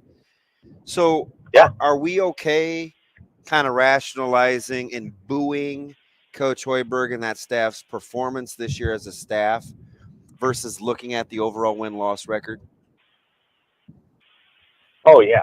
I think that they're, as Trev Alford said last week, they've made undeniable progress in the program. And I think part of that is just that you've got a lot of guys on that team who, aren't necessarily fixated on what's the next step for my professional career. I do think Sam Griesel and Derek Walker will play somewhere, and I think Derek could actually play at a fairly high level. I don't know if that means the NBA, but, Derek's got some skills that translate pretty well. He played 41 minutes, Sam. That's right. Yeah, and he was only pulled because he basically made a couple of mistakes. Otherwise, I think he probably would have played the full. But I don't think it's a team that's absorbed in, and what am I going to do next? I think last year's team had several guys where what they were thinking about wasn't the task at hand, but was the task ahead. And I think Nebraska got a little caught up in that. And, it's a cautionary tale as to whether Nebraska or really any team continues to pursue one-and-done players or players who come in to college basketball and are immediately thinking about the NBA. I think that's Creighton's going to have to face that challenge with a 5-star that they've got that's interested in them. You have to think about it. Do you want to go get a player whose mind is half on the NBA already? Or do you want to go get players out of the transfer portal who maybe aren't that worried about that? And that's not, they know they're not going to play in the NBA for 12 years. And so what they're focused on is being the best college player they can be so that they can maybe get a chance overseas. And you don't get chances overseas based on, projections. You get chances overseas based on good tryouts and being good college basketball players. They don't They don't take guys overseas for averaging 3 and 2, and projecting 6 years from now to be a NBA sixth man. So I think that's probably something that's changed within the program since last year, and I think that's a good thing. Sam, I want to jump back to Nebraska women's basketball for a hot sec. If they don't win out, will they make the tournament? Well, so right now if they don't win out, they will finish some version of 17, 12, 16, 13, 15, 14, 14, 15. Anything less than 18 and 11, you're probably having to win 2 or 3 games in the Big Ten tournament. So if you go 17 and 12, and then you won 3 games in the Big Ten tournament, yeah, you could probably make it, as a play-in seed, or maybe as the very last team that gets to bye. But no, they're on the wrong side of the bubble right now, and they need to go on a run. And I think they probably know that. Creighton's on the right side of the bubble. They're probably well on the right side of the bubble. And one of the things to remember is that in women's college basketball, it is better to be an 11 seed than it is to be an 8 seed. It's like you would rather be an 11 than an 8, because there is no difference between 11 and a 6. There really isn't. But there's a vast amount of difference between a 1 and a 2. And so women's college basketball is dominated by 3 or 4 teams at the very top. Those teams are unbeatable at home. You do not want to play them. And so the key for whether it's Creighton or Nebraska or anyone is you want to stay out of the 1 line going into the second game, because if you're able to do that, then you have a real chance of winning the second round game, because there's not that much difference between a 2 and a 10, or even a 3 or a 3 and an 11. There's a lot of difference between a 1 and a 3. Mm-hmm. That's sort of the wonky thing with women's basketball, and hopefully they're able to figure that out at some point, because I don't see the sport getting a ton deeper as it relates to elite teams. I think it's Stanford, South Carolina, and UConn, and maybe one other team, and they're going to have to find a way to either fix that or change the way that they run the tournament, because otherwise you get penalized for being an 8 seed versus an 11. Hey, Sam, let me ask you something about wrestling. And I get the niche kind of sport thing, and I've heard about this forever, even though I'm a big wrestling guy. Mm-hmm. I know Ohio State was down, I think 3 All-America on Friday, and they got Rutgers over the weekend. They're continuing to win. When you look at Coach Manning's success relative to the degree of difficulty in the conference, where is he on the appreciation scale for you? Well, he's underappreciated generally by all of us, but highly appreciated by me, in the sense that the Big Ten wrestling is Big Ten volleyball, right? Best in the country. No one better. But Big Ten wrestling is even a little better than Big Ten volleyball. We could talk for some time, and Manning would be better to speak to about how college wrestling works and why Penn State is so hard to beat, and how they utilize a training center for Olympians to leverage recruiting and all this other stuff. But the reality is there's a couple of teams in the Big Ten that are extremely hard to beat. Penn State and Iowa are very hard to beat any day of the week, based on not only their history, but their ability to leverage training partners and all kinds of stuff. So what Manning's able to do, based on not being able to do those things that Penn State and Iowa was able to do, is pretty amazing. He's got, I think, a team that he really likes.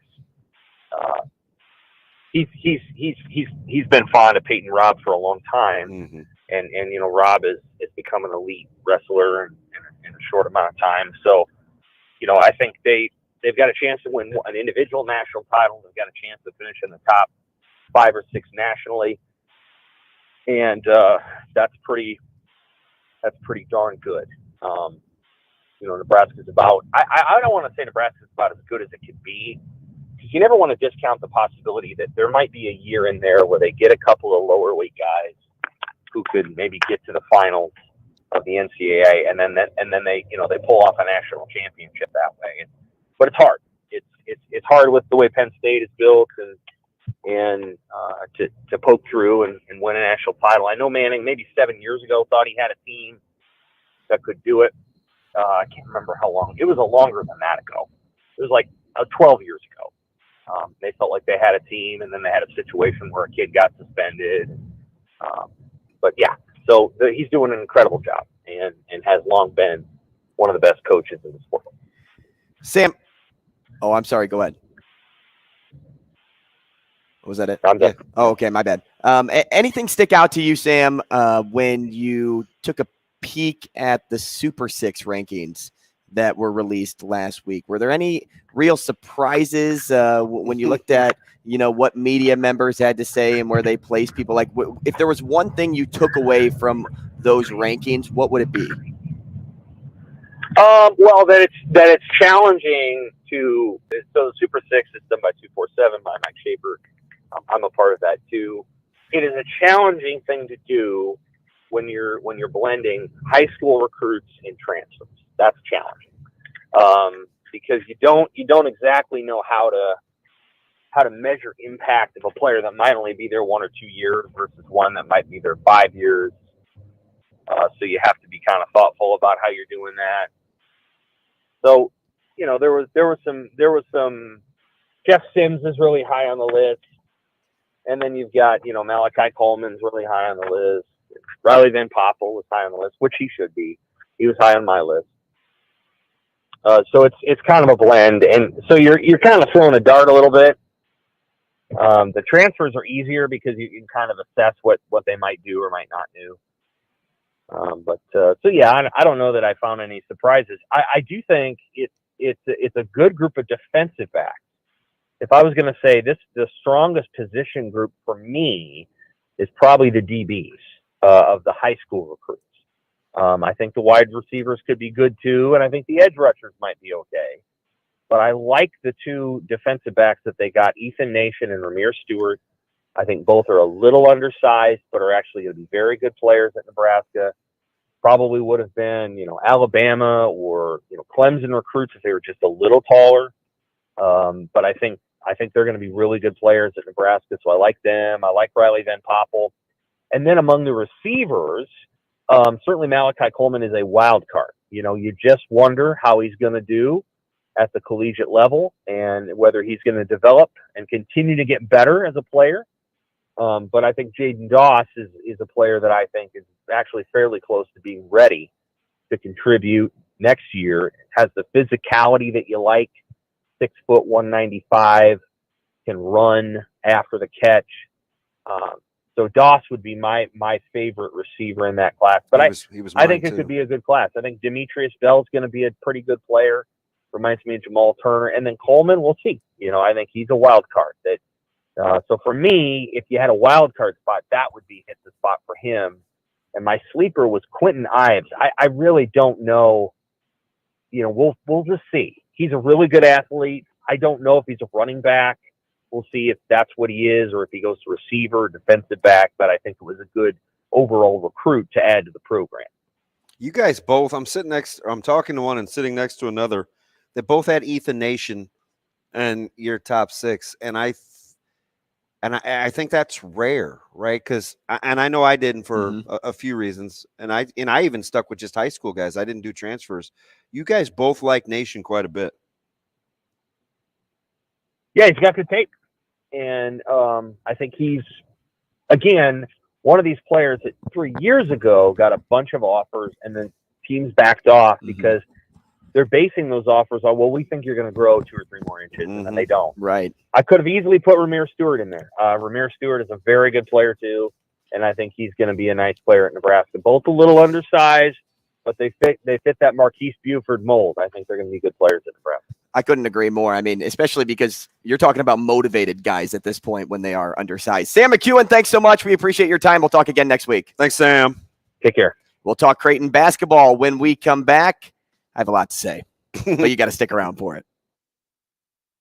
Rogers and Benning will be back in 5 minutes.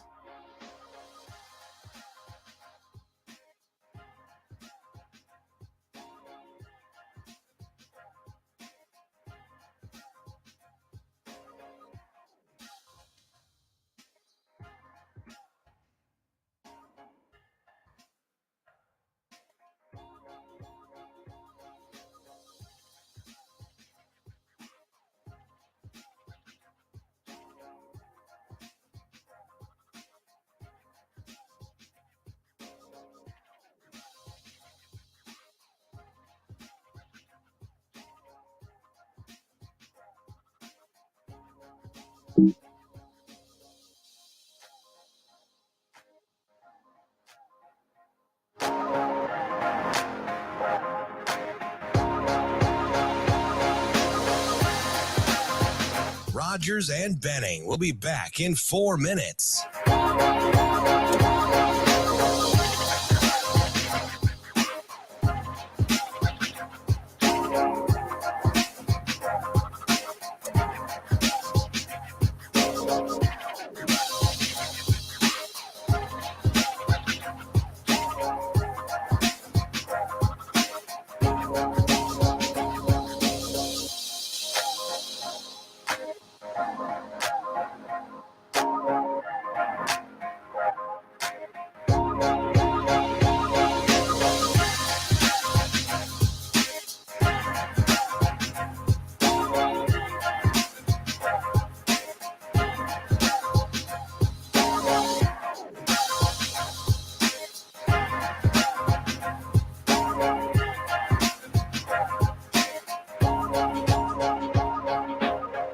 Rogers and Benning will be back in 3 minutes.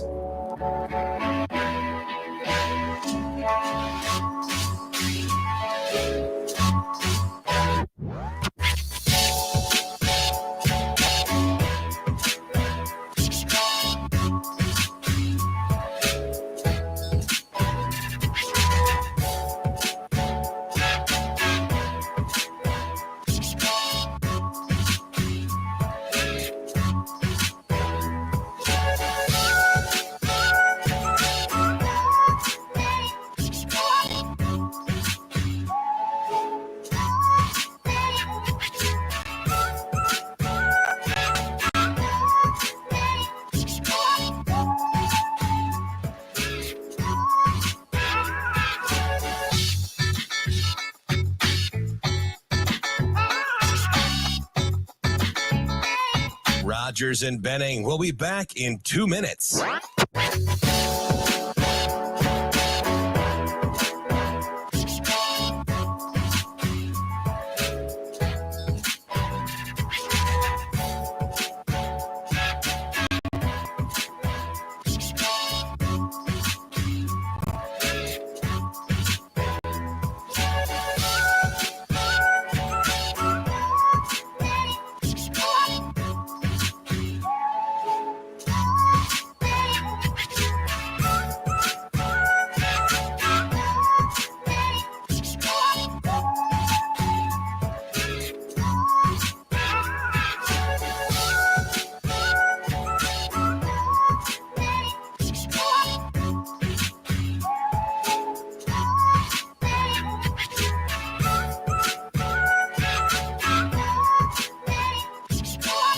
Rogers and Benning will be back in 1 minute.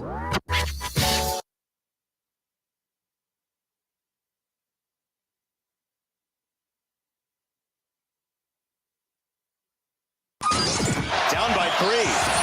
It's Sanogo. He missed it. Rebound rang off the rim.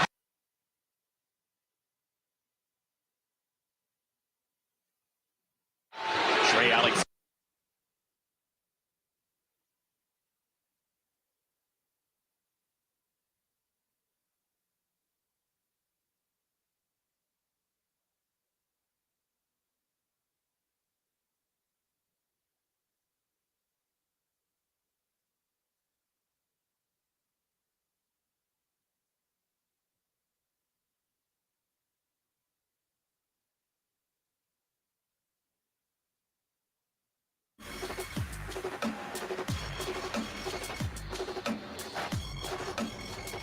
Coffee and Cream with Rogers and Benning on Hail Varsity Radio. Down by 3. It's Sanogo. He missed it. Rebound rang off the rim. Taken by Hawkins. He's got it for the tie. Timeout called. They're going to look and make sure that it's a 3. I think the toe was on the line. Wow. And here we go. Intercepted. Sanogo chops it away. Falls live. Creighton wins. We wanted to capture Big East basketball in 40 minutes. That was it. It was hard for both teams to score. Really, really proud of our group. Took a lot of grit. I just felt like it was really just a team effort. I feel like as a whole, like we really stayed together and we believed the whole game we could win it even down to when it was tied up. Complete war down underneath the rim, and fortunate enough, we got a few more and were able to get the dub. Just took a drink of the official coffee of Coffee and Cream from the Beanery. Hot coffee, of course. I'm not an iced guy. I'm all about that hot heat. And I actually got some yesterday in Papillion, which is one of like the coolest like little Smurf huts. It looks like a little house. Yeah, it's like a little tiny house. Yeah. And that's probably the one I go to the majority of the time because it's the one that is right next to where I go to church on Sunday morning. But the great thing about the Beanery is they roast their own coffee and they're locally owned and operated. And they're serving people. What is it, DB? What's their slogan? Serving people coffee. And that is the Beanery because they serve me coffee every single morning. Thanks for joining us if you're live on TikTok right now, or if you're catching us on 590, 1480, or maybe you're on YouTube seeing DB animated this morning after the Super Bowl. We're also live on Twitter. We're having some fun. It's a great day. We love Mondays. It's a great recap day. A lot of funny people. Hey, we're all about funny. And you know what was not funny was that Creighton UConn performance. And here's what I want to say. And it's not look, happy for the boys in town, happy for the Jays. They come away with the win.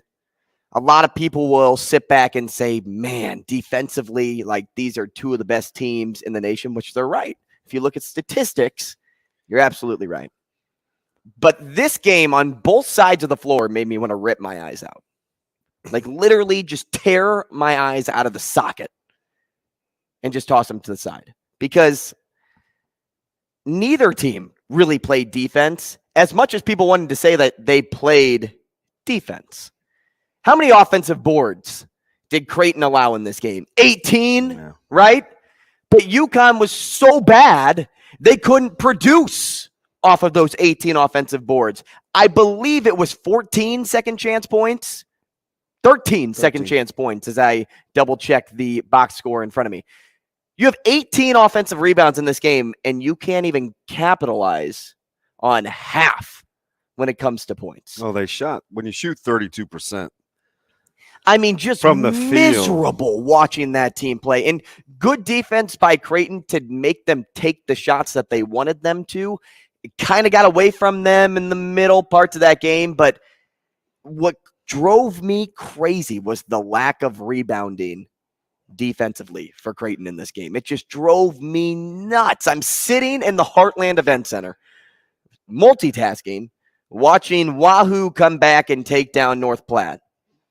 And I have my phone out. Was actually pretty good. Which was a great game. I had my phone out, and I could not fathom being in CHI and watching UConn just destroy Creighton down low on the glass. Well, so with the way that the game, you know what was interesting? And I had to go back and I was talking about this with Alvin because he was coaching.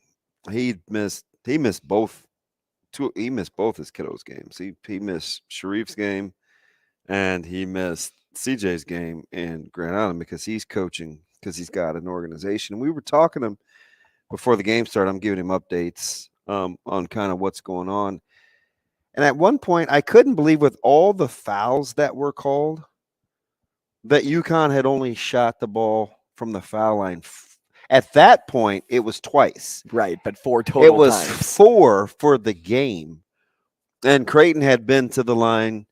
I don't know what it was at that time. It was in the teens. I think they finished 13 of 17 or right around there. But the way that the game was officiated, you thought that there would be more free throw attempts. And I think ultimately, if you're UConn and you look back at this game, the 27 3-point attempts versus paint touches and getting downhill when you felt like it was going to be a tightly called game was ultimately their undoing.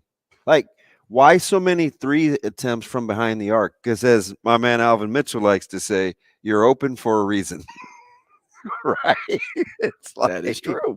That is true. 7 of 27, and you only shoot 4 free throws. Guess who had the most threes made in this game? Oh boy. It was either Alexander or Sonogo. Which one? Snogo had 2. I like that noise. Can you make that noise again? It's like a balloon releasing helium. Or maybe something that gets released out of your hiney. I'll go with Snogo. Hey, you are correct. 3 made 3-pointers from Snogo. He can shoot it, which Kalkbrenner did get out on him most of the time, but he's not afraid to launch. And Creighton won a game in which Kalkbrenner shot less than 50% from the floor. Creighton won a game where Alexander was on the floor for only half of the game. Tell you what, because he was in foul trouble. His points per minute, though, but that's a big problem. Shot maker, big shot taker. That's a problem to be in foul trouble and knowing that right now at this moment, Alexander's your best player. Yeah, and we got into this last week, and you guys kind of like you were Team Lorenzi, and I get it because Kalkbrenner's the man. But I wanted to get into valuable versus important. Did we make the distinction? Because we talked about this. I just don't listen. He guards their best player. He's gonna get double-digit shot attempts. At least he should. He's their technical foul shooter. Like he's vital. He is vital. I would say I still am on the side of Kalkbrenner. I get it. The most irreplaceable player. But Alexander is the best player on the floor when he's out there. That's so because you use him in all of those moments. And I just think he could do so many things. 100%. You can't take away Kalkbrenner's defensive prowess. Like if you do, it's a problem. You'll get worked down low. But what you need all game long is Alexander on the floor to make those shots. Remember what I said, last week when the announcers made a point and I'm like, you know what? You're right. When Alexander is like the guy to go to the league, if it's anybody on this team, and it's because of all of those things that you just said. He's the best player out there at every point. You can't get into foul trouble, though, knowing that. And he's still a little young, youthful. And he was fortunate. This is the second game in a row, and I felt like it doesn't necessarily show up in the box scores. But how good was Sharif Mitchell? Great. I mean, great minutes from everybody from the bench. Miller made some shots. Oh, so the 3 that he made, the corner 3, and it's Miller. That's where he makes his threes from. But just the timeliness of it to kind of get the crowd back into it early, and it was like you're traipsing along. You're like, what kind of environments is going to be? But just the back and forth. And the funny thing is, I think the Hurley McDermott thing is like real. Or maybe Hurley's just like that with everybody. I mean, you talk about unlikable. Like, what is going on? You wouldn't hang out with him? Well, is he talking to the players when he's with those antics? Like, who's he talking to when he's on the sidelines? Hopefully it's his own guys. But like that game was wild. And that's the second one where Creighton wins a gutty kind of muck it up, ugly kind of game. And you know what? All you need is a win at the end of the day. And this is followed by 10 days ago. They were coming off back-to-back stretches of everybody scoring in double figures where the offense was like this beautiful thing to watch. The more ways that they can win, and they've done it during this win streak. Sometimes it's been that efficient offense. They're starting to lock teams up defensively. Like, they got some options, man, of ways that they can play. Good teams win when you shoot the ball well. Great teams win when you overcome shooting woes. And that's what we saw here. We got about 50 seconds. Let's go to the line here, Shane. We'll talk to Kim. Kim. Let's get over that. Hi, Kim. Kim, welcome to the show. We got about 40 seconds. What's going on? Oh, good morning. I just wanted to make sure that we got the tweet right. I love Mason Miller. Oh, yep. You know what? When I mentioned his name, I'm like, well, we have to get to Kim so that she can talk about Mason. That's your guy, Kim? were you like a proud mom? I was. The last couple of games, actually. Yeah. As you should be. And the cool thing about this team, Kim, like their minutes haven't mattered. They're ready on the spot. That's pretty cool. Oh, yeah, it's really cool. I do get a little bit worried though when I don't see Kaluma scoring much, but that's okay.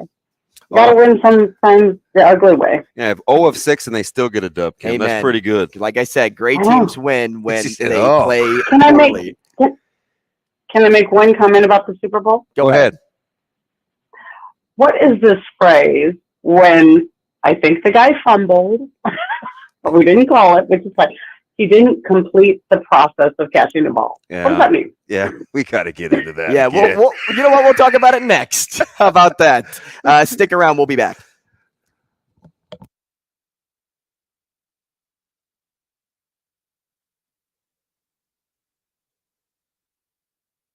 Rogers and Benning will be back in 4 minutes.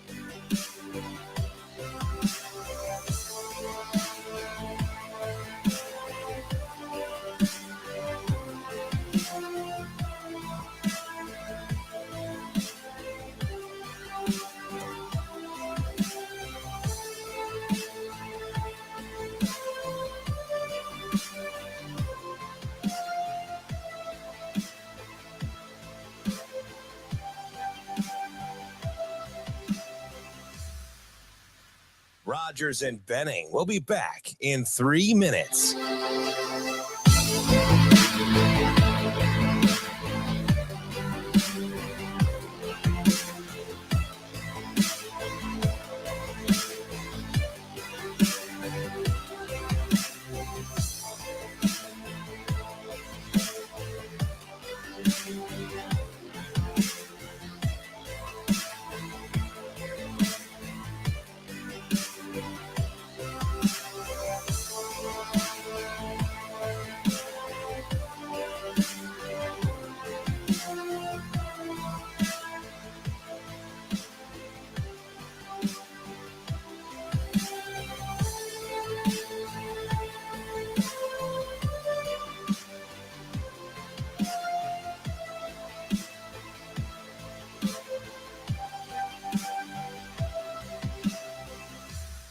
Rogers and Benning will be back in 2 minutes.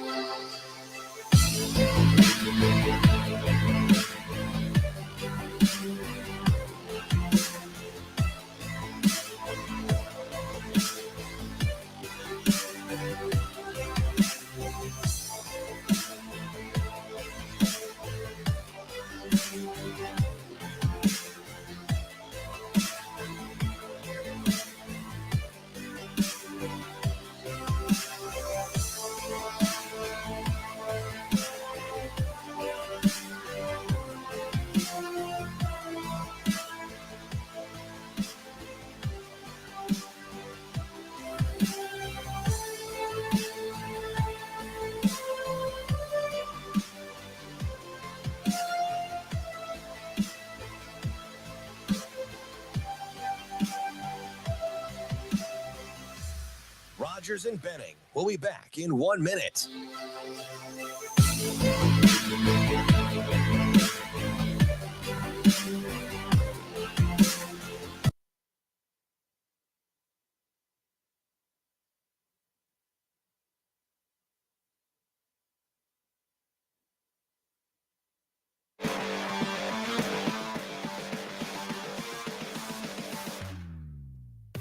Coffee and Cream with Rogers and Benning on Hail Varsity Radio.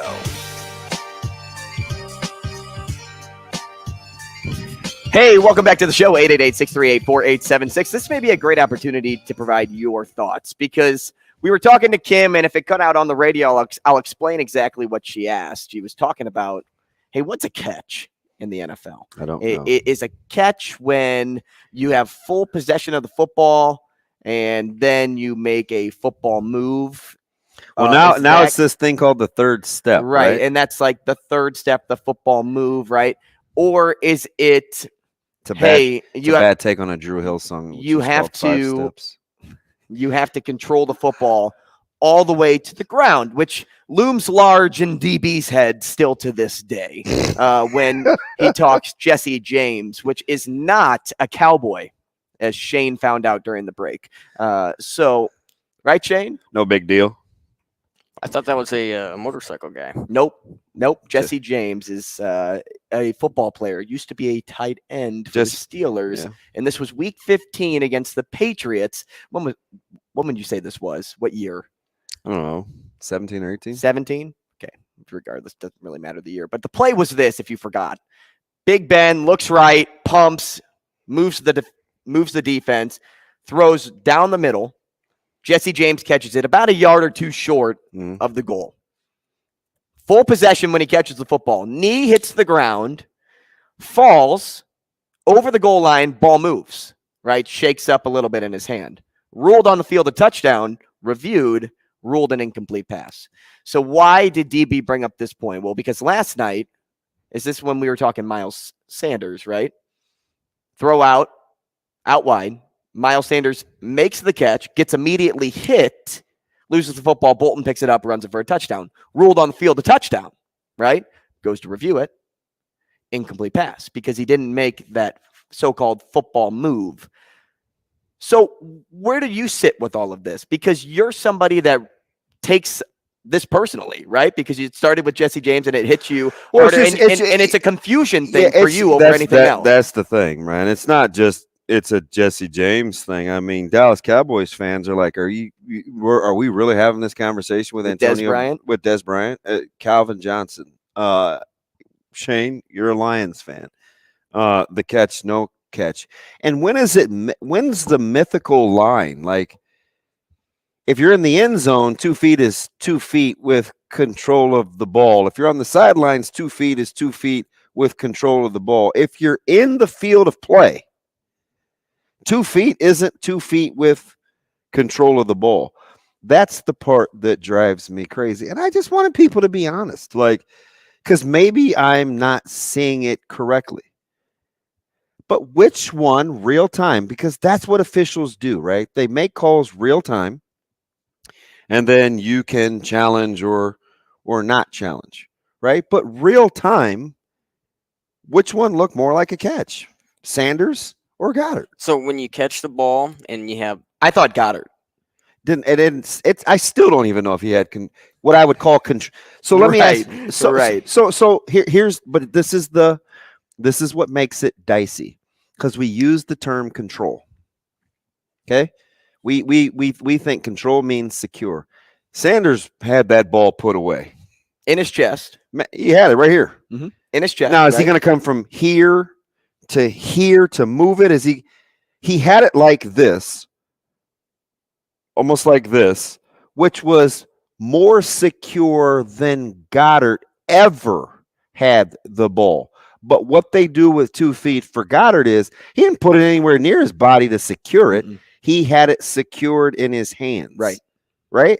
Am I making? No, you're painting a good picture. So what's the difference in the field of play versus on the sidelines? Because if you're talking control and security, Sanders looked to have more control of the ball. It did. Than at any point than Goddard ever did. But I think he lost control of the ball faster than Goddard. And that's the thing. And right? that's the reason. So that's why they say you should get a chance to catch the football.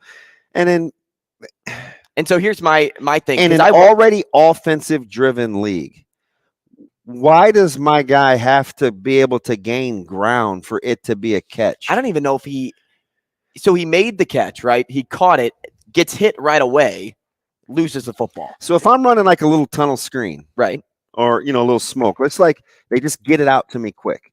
The DB wins and he gets there simultaneously, and the ball comes out. Does the wide receiver have to have made a football move for that to be a catch? According to the rules, yes. But I can throw a little smoke out there to him, and let's say it's an errant pass. As long as he secures it a little before he goes out of bounds, that's a catch. I just don't think Miles Sanders ever really had it, because he got hit like so bang bang. And so when you ask me the question, which seemed more like a catch, I say Goddard, because Goddard was able to control the ball all the way to the ground, whether he so-called had control or not. You know what's funny? In people's view, Miles Sanders knows he caught that ball. Well, he caught and got hit. Yeah. He got lit up. He knows he caught that ball. Did you catch that? Yep. Well, he caught it, but it was bang bang. Did you drop it right when it happened? That's what he's going to say. But we let the interpretation of the rule bail him out. Right when it happened, I said that's an incomplete pass. And I'm like, just because of the rule.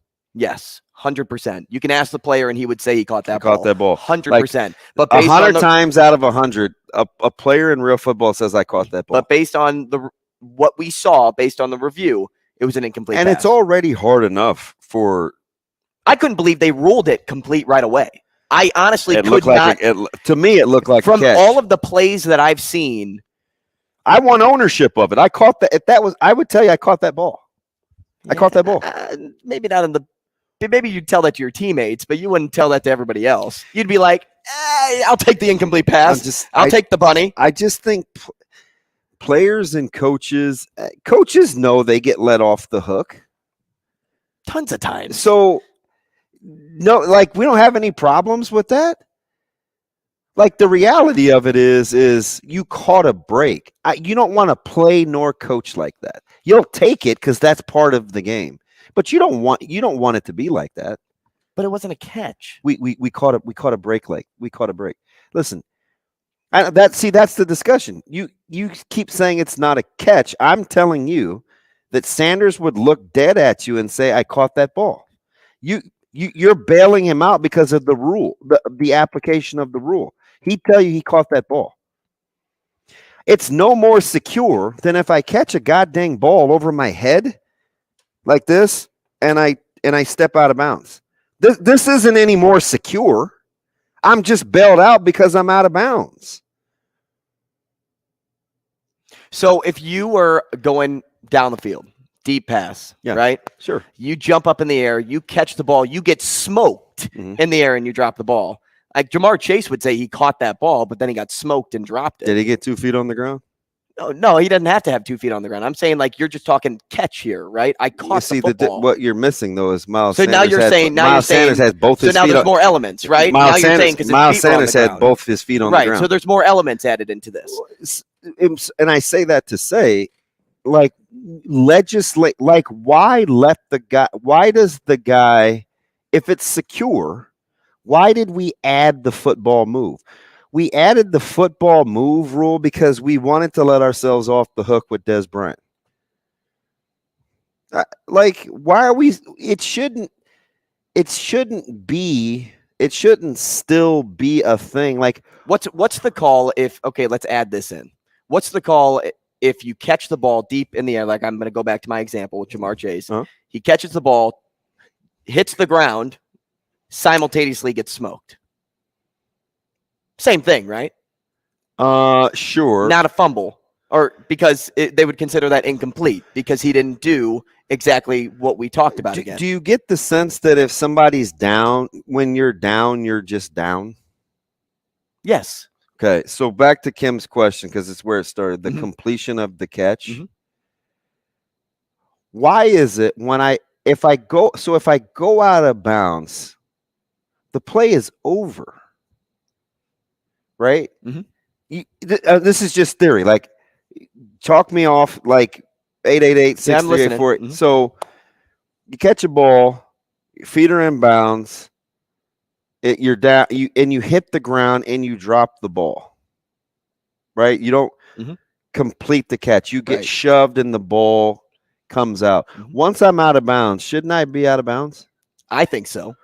So why was Devontae Smith not a catch? Because he bobbled it on the way to the ground, even though he had it in the air before he went to the ground. Because you know what really aggravates me is when it's not a fumble, when a guy can reach over the goal line and still have the ball knocked out and the play isn't dead. Play hasn't been blown dead. They'll go to replay him. They'll say he broke the plane of the end zone. It just seems like it's a lot of.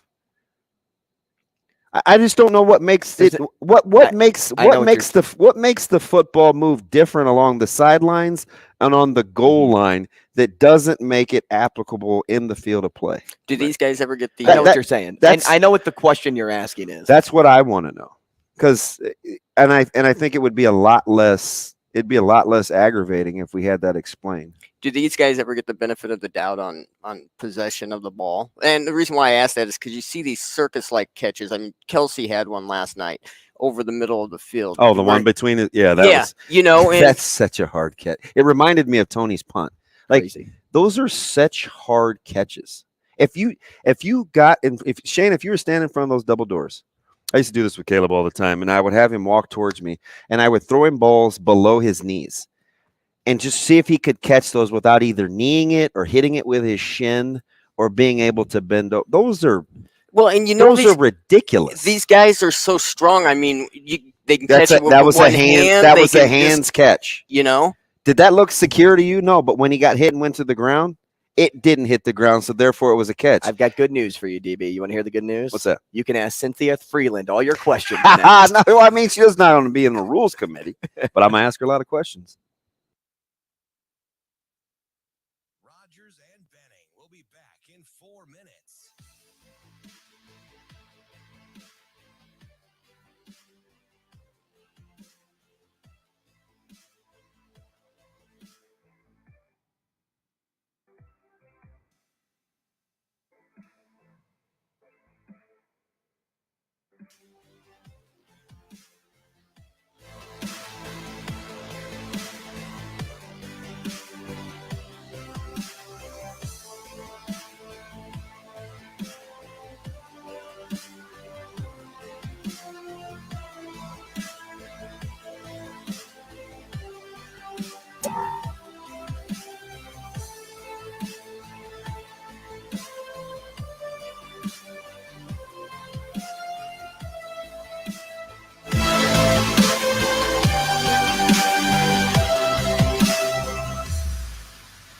Rogers and Benning will be back in 3 minutes.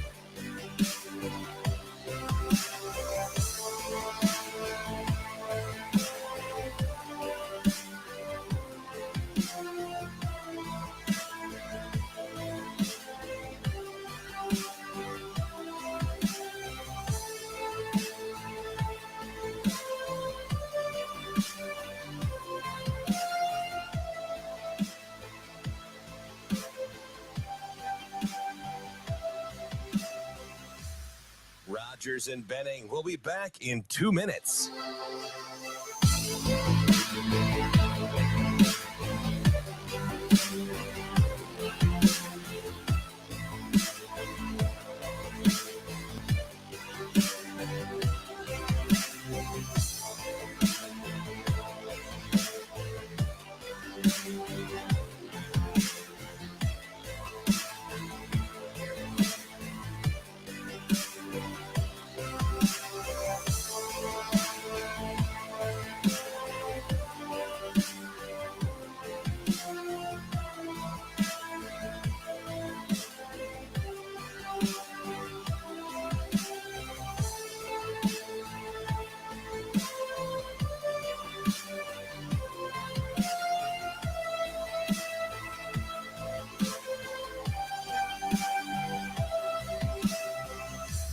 Rogers and Benning will be back in 1 minute.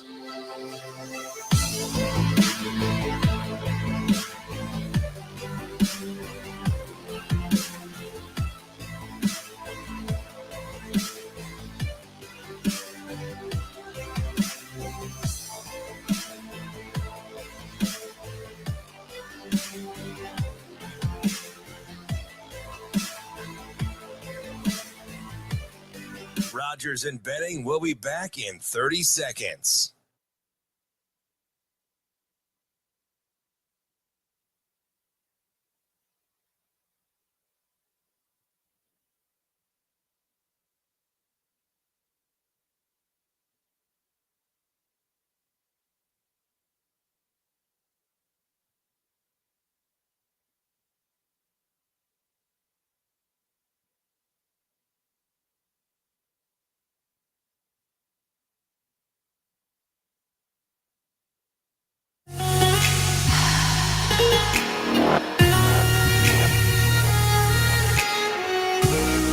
Coffee and Cream on Hail Varsity Radio with Andrew Rogers and Damon Benning. Mahomes in the pocket, floats a pass near side. Kelsey over the shoulder. He's got the catch. He's got the touchdown. Kansas City, a beautifully thrown ball as Mahomes to Kelsey, 18 yards. Officially, and the 14th time that Patrick Mahomes has found Travis Kelsey for a postseason touchdown, second in National Football League history. Hey, welcome back to the show. It's 9 o'clock, and you're like, what? Huh? Yeah. Well, it's because we have an extra hour, and it will stay like that for the rest of time. It is Coffee and Cream in the morning on Hail Varsity Radio. Unless we get another one, which folks kind of bounce around. I don't know. Maybe. Hey, we're going to continue Super Bowl talk here, but what were you drinking last night at the Super Bowl? Were you drinking your favorite beer? Were you drinking water? Or were you drinking, of course, how about an Acres Ale? Because those are some of the best that you can find. Brewed with Nebraska corn, crisp and clean with that light, refreshing flavor. It's local. We love Acres because it's the perfect beer to pair with a football game. And that's what I was drinking last night. AKRS. And I actually drove by an Acres on my way to Grand Island over the weekend. I've seen Wow, I head west all the time, too. I know. Yeah, right you know exactly right what where I'm you're talking about because it pops up out of Yep. nowhere. You're like, oh, that's Acres. They have the naming rights at the championship center across the street from University too. Yeah, they do. Yeah. So if you haven't tried Acres Ale just yet, make sure to find some because it's fantastic, and you can really get it anywhere. It really is fantastic beer, though, and it's a great light beer for all of those people out there that may not like something overly heavy. Now, we have been talking about some heavy topics today regarding the Super Bowl, and it's the perfect time to welcome in our next guest. It's Cynthia Freeland. We had her on, what was this, about a week and a half ago, analytics expert for NFL Network, and she was so great we had to bring her back again. Cynthia, good morning. What's up? The listeners are like, oh my gosh. Good morning. It's good to be well liked, Cynthia. Good morning. We wouldn't know. You guys having me back. Exactly. We would not know. Hey, how were all of the Super Bowl festivities for you? I know you were out in Phoenix. It was great. Phoenix is a wonderful host city. I'm actually still here. My voice sounds terrible because it was a very loud event, but it's a little dry here too. I'm gonna blame it on that. Cynthia, because we haven't gotten to this yet, but what is the pushback on the playing conditions? I know the players are furious, but did you hear much real time being so close to it as you were? It was difficult because the only thing I really heard, the man, he's known as the sod father. He really was in charge of the sod for the past, I don't even know how many years. He was explaining it, and part of it had to do with a lot of the.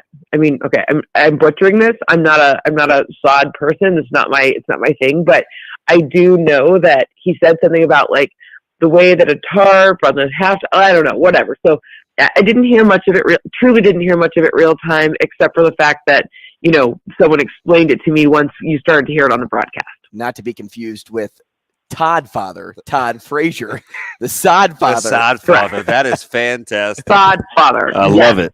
Big fan. Hey, let's talk about Mr. MVP, Patrick Mahomes, because he already has the accolades to back up Hall of Fame candidacy in just 5 years of starts. I mean, has there ever been a quarterback this early in their career that's done what he's done when it comes to Super Bowl wins, MVPs in both regular and postseason, 5 AFC championship games, and 3 Super Bowl appearances? Does anybody match that?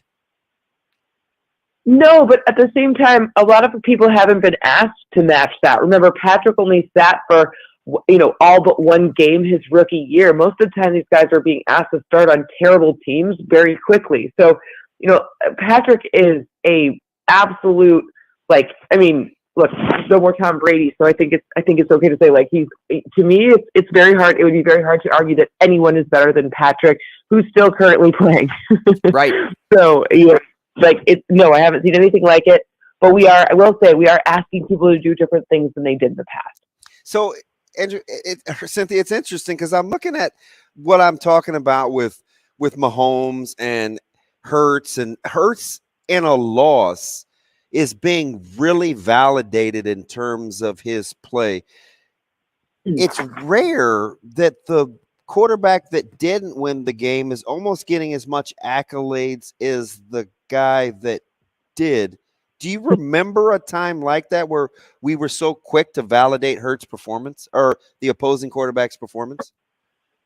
Well, I think Joe Burrow last year, we were saying things of similar ilk, right? Like Joe Burrow is absolutely great, but I think it's more, I actually think people were worried because ahead of the game, you heard a lot of analysis saying like, Jalen Hurts could end up, if he doesn't play well or something, he could end up just being that guy who started against Patrick Mahomes in that one Super Bowl, right? And I think people were more surprised that kind of the transition that he made, this like huge leap in everything from deep passing to his accuracy to all these different like understanding blitz versus, when he's seeing man and zone coverages and sort of different blitz packages that are, exotics, not necessarily from, the Chiefs, but in general this season, like I think people are just in awe of the step forward he took this season. And I think they're just kind of it felt like, Jalen Hurts didn't lose that game. You know what I mean? Like that. And in fact, like that game was so back and forth.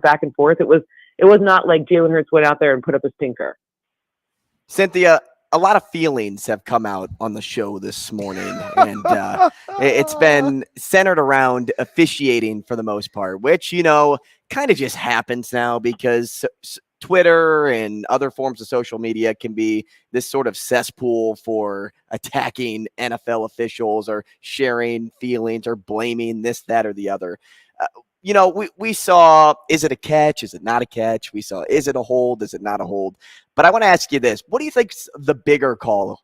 Was it Wilson's PI last year on Cup, or was it Bradbury's hold on Juju? One was a lot easier than the other. I'm going to be honest with you. I'm not going to ever pretend that I know what a catch is or that I know what PI is. Like,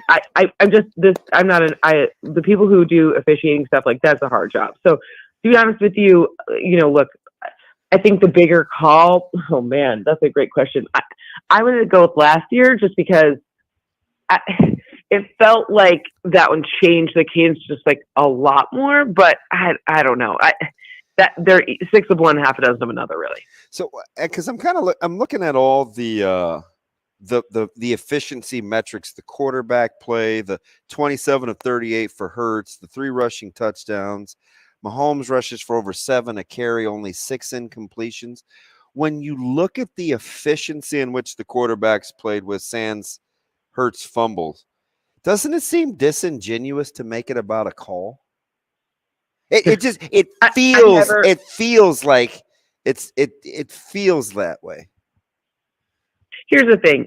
The reality is calls go both ways. Now, obviously, you don't want anything to be decided by what feels like I don't know. I guess like I go with what the teams tell their players, which like you have to just let it go. Yeah. Like we can fight about it later. We can fight all you want. It's actually not going to change anything. So like play it as it is, right? Like there's no intentional. No one's like people feel like it's very personal. It's not. They're humans too to make the call. So like the reality is look, like there are going to be some that are right, some that are wrong. The Eagles were the beneficiary of, not that they needed against the 49ers, but they were the beneficiary of kind of a missed call in the last game. That Devontae Smith catch, I say that with air quotes, was not a catch. So, it goes both ways. So over the long run, it will go both ways. It just, in the moment, it feels not great. Yeah, speaking of, we'll continue the conversation on feelings here. Travis Kelce had some feelings about people saying that the Chiefs weren't up to par this year and couldn't get to the Super Bowl, which, it's kind of true, kind of not. I mean, if you looked at like the actual odds, they were like 3rd favorite to win to start the year. So there were some people that were like, no, the Chiefs are still the Chiefs because they have Mahomes, Kelce, Andy Reid, etc. But they were also a team that was kind of in reset mode after losing Tyreek Hill and putting some young guys on the defense. But aside from all of that, they win the Super Bowl this year. They'll probably be the odds-on favorite to win next year, too, to open the season. But, Cynthia, what did they establish as an organization under now Andy Reid and Patrick Mahomes in regards to the dynasty conversation? Like, what do the Chiefs do that all other great dynasties do?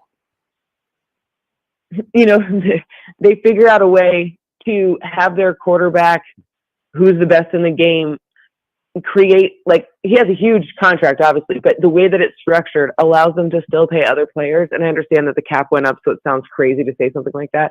But the reality is, when you restock the shelves like you do when you trade Tyreek Hill away, and then, last night, rookies made a big difference. Sky Moore got a touchdown, right? So it's not like you're, playing with, when you have Patrick Mahomes and you have Travis Kelce and you have a number of pieces along that O-line and you have Chris Jones, like, you have a really nice foundation, and they create the right pieces of depth. They create the right numbers when it comes to, defensive backs, things like that. Like the strategy fits the type of personnel that they have on the team, and they do that very masterfully. And Andy Reid, who you have to hand it to him. Look, he draws up the right plays at the right time, and he gets his guys in position to win.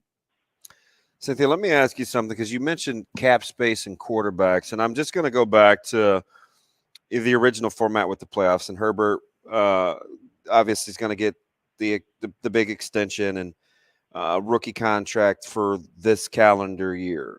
Lamar Jackson was in limbo, didn't start versus the Ravens. Trevor Lawrence, rookie deal. Joe Burrow, rookie deal.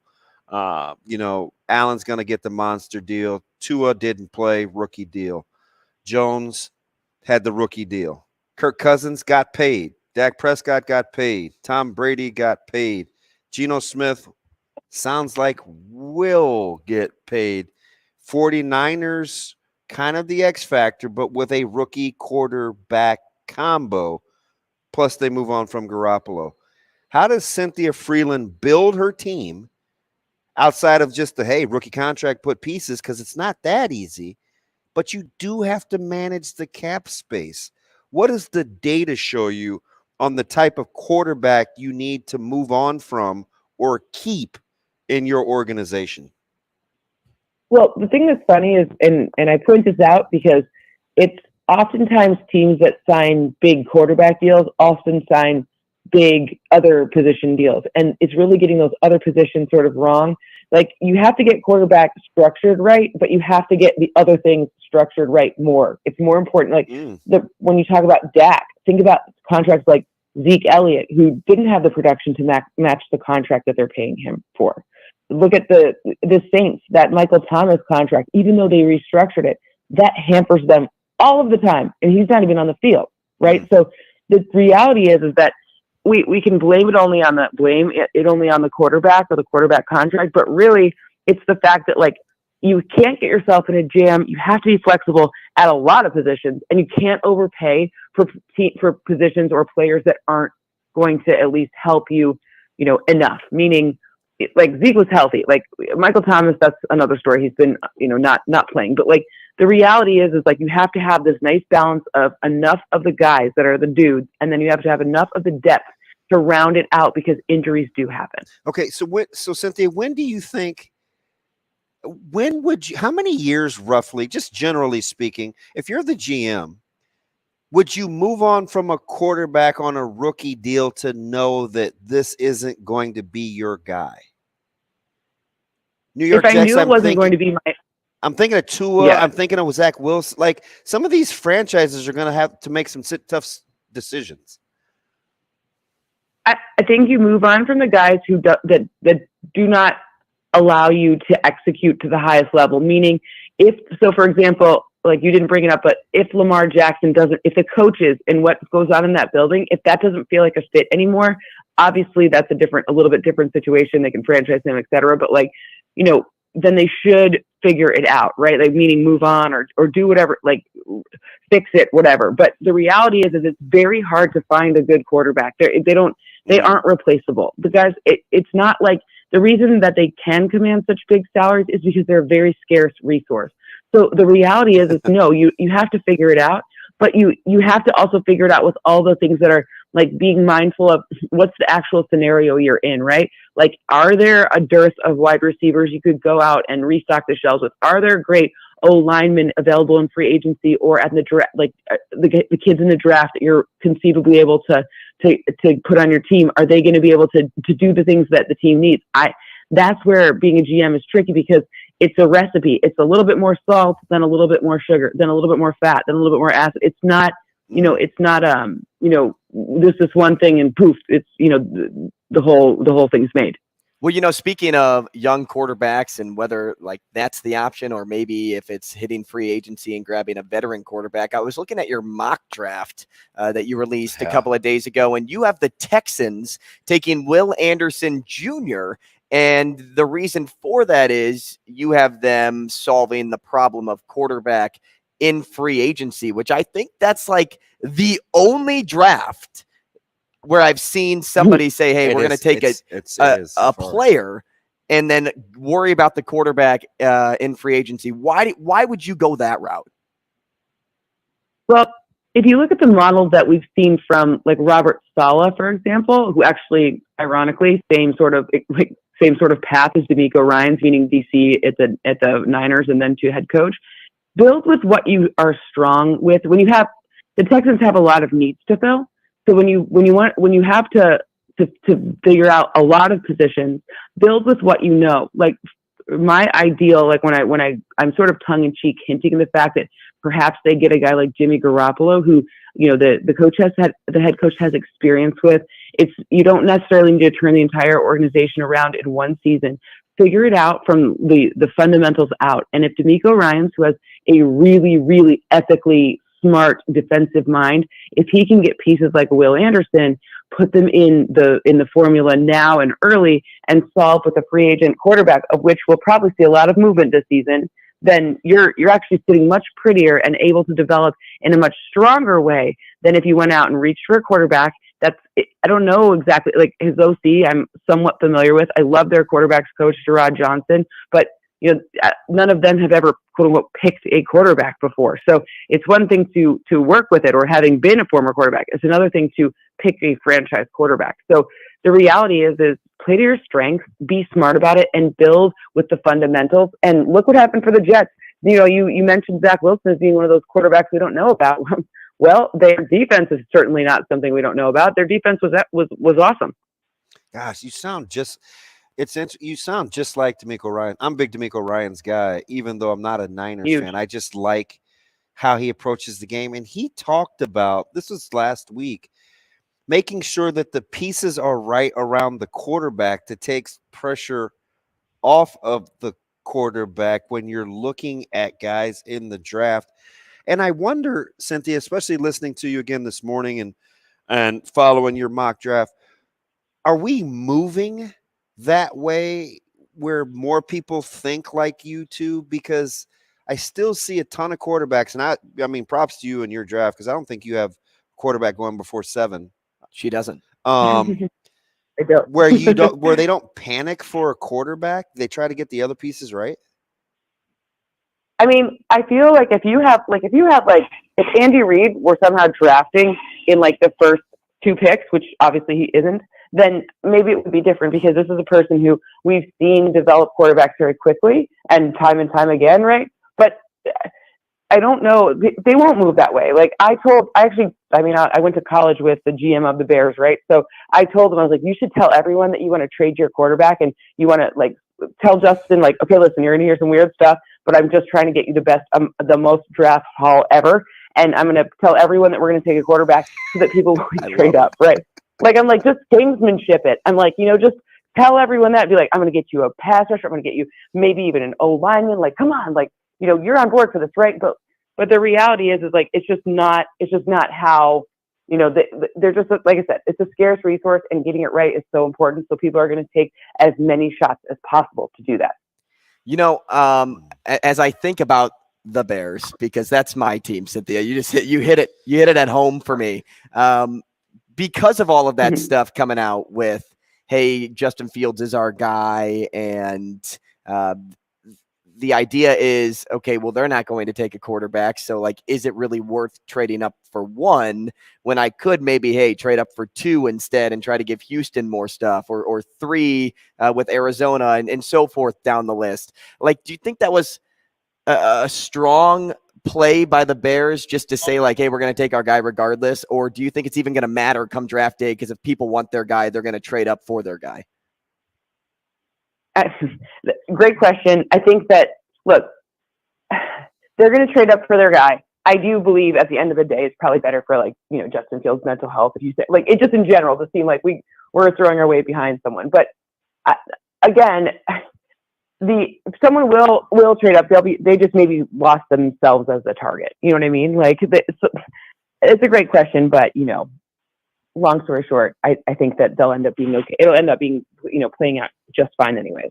Cynthia, you're super data driven. So, is there a position where you just don't believe should be taken above a certain spot? Like some people think, gosh, you can't take a wide receiver one or a quarter, or a running back has to be blank before he goes in the top blank. Do you have some general rules of thumb that you think are best practice for draft slots? Yeah, know thyself. If you're not a team that it's true, if you're not a team that really uses a linebacker that drops into coverage, then don't draft one. Know thyself. The value doesn't come from, I would never be so short-sighted as to say, you should never take a running back in the first round, right?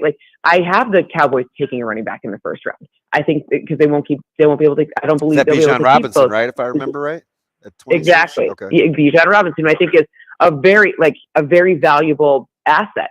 And if you're not going to pay a second contract to Tony Pollard, then that's a very valuable asset and something that you will use. You've already paid Zeke too much. Okay, don't compound the problem by making it worse with adding more. So the reality is know thyself and know thy game plan. If you want to execute an offense with a bunch of designed quarterback runs, you need the offensive line that does that. So maybe a guard does make sense for you, right?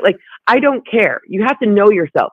Getting it right, meaning that it fits and they contribute to your team right away, is incredibly important. Obviously, you need to build from your priorities. Of course, if your team doesn't have a quarterback, left tackle, pass rusher, corner, and wide receiver, then it doesn't make sense to be we're going to start with a running back, right? But build the way that you anticipate and expect to use it, keeping a mindfulness on the scarcity of the position. Quickly here, because we only have about a minute 28. Cynthia, you mentioned Bijan Robinson, and the last couple of mock drafts that I looked at, you have him going to Dallas. I've seen him going to Philly, and kind of weird landing spots because of the running back room there. Wouldn't you want the proven versus unproven, or is he just that special of a talent that you're willing to take the risk?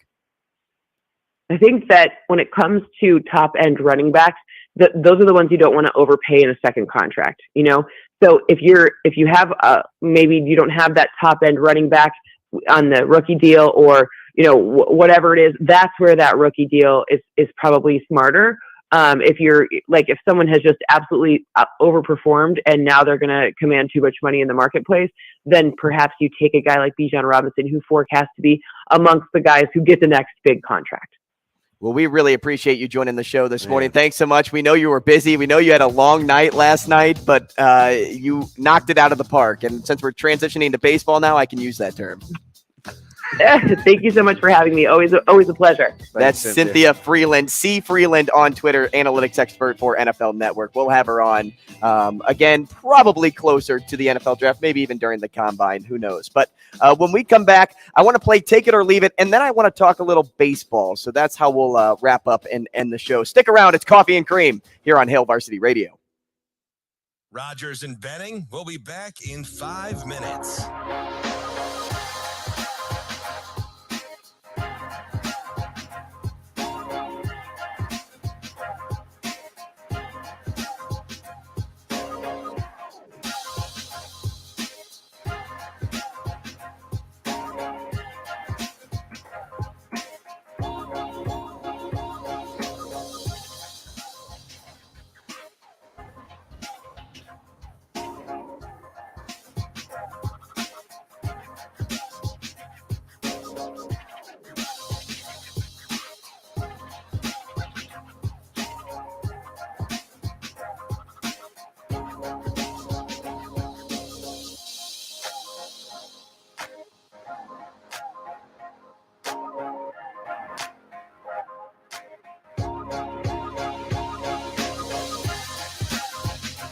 Rogers and Benning will be back in 4 minutes.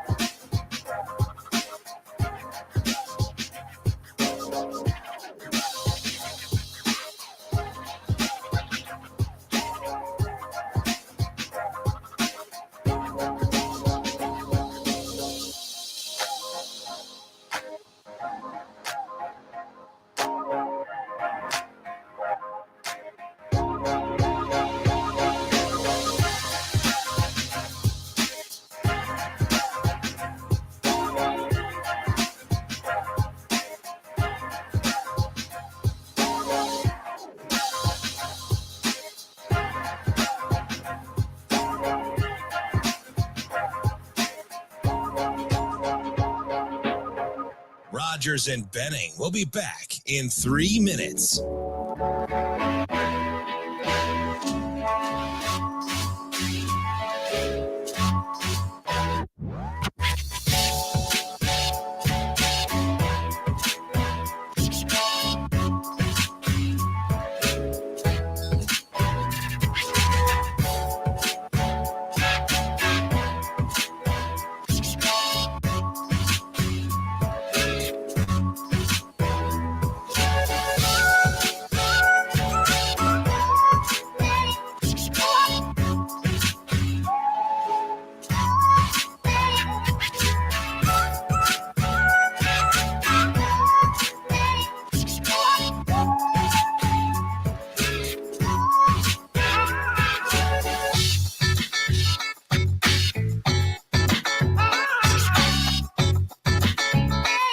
Rogers and Benning will be back in 2 minutes.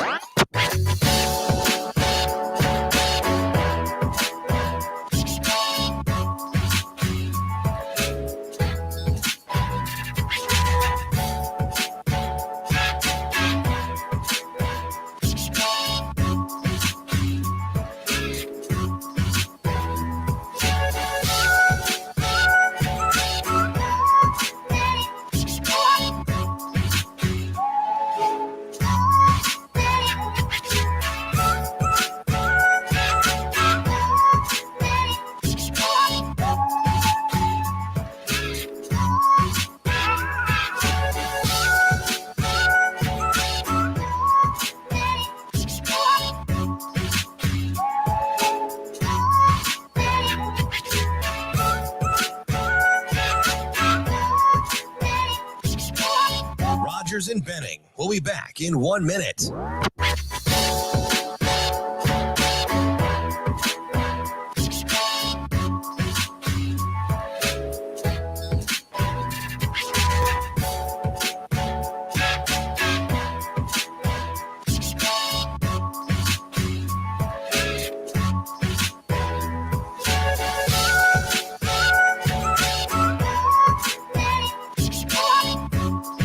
Rogers and Benning will be back in 30 seconds.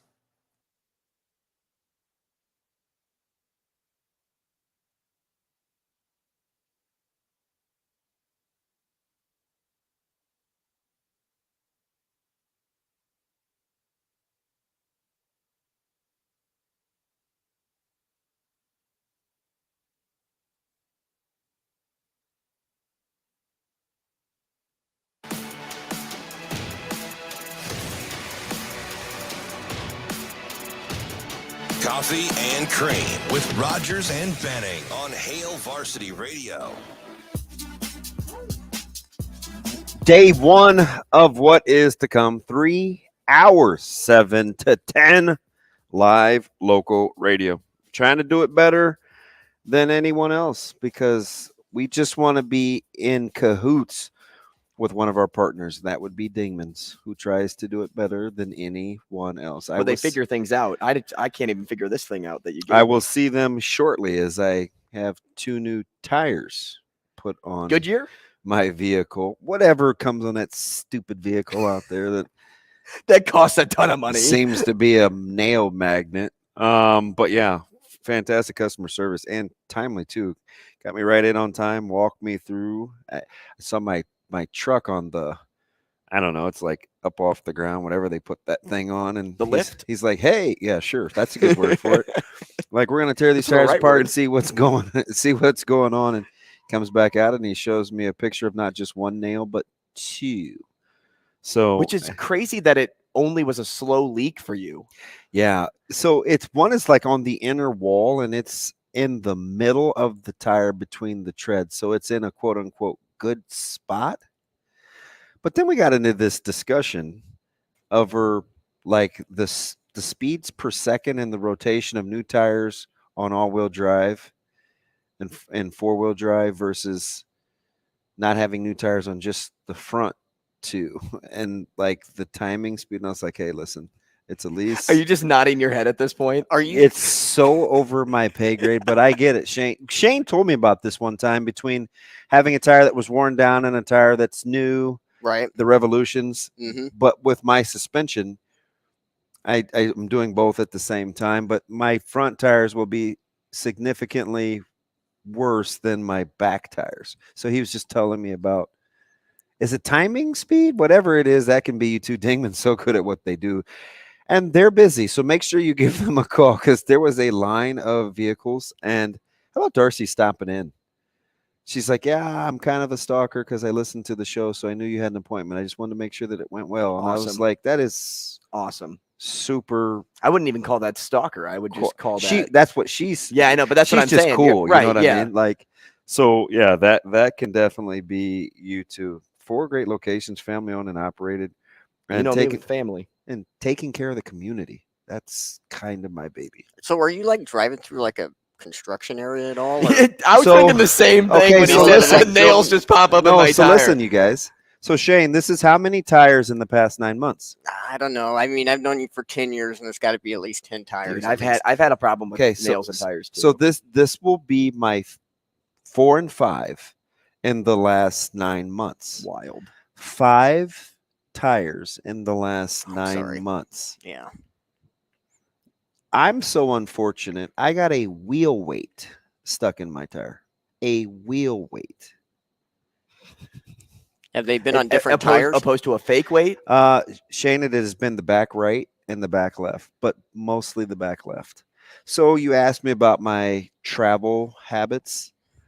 The only thing that I can remember doing every day is going from 108th and Harrison to 108th and Center, taking a right on Center, going to 90th Street, taking a left on 90th Street, and going to West Side.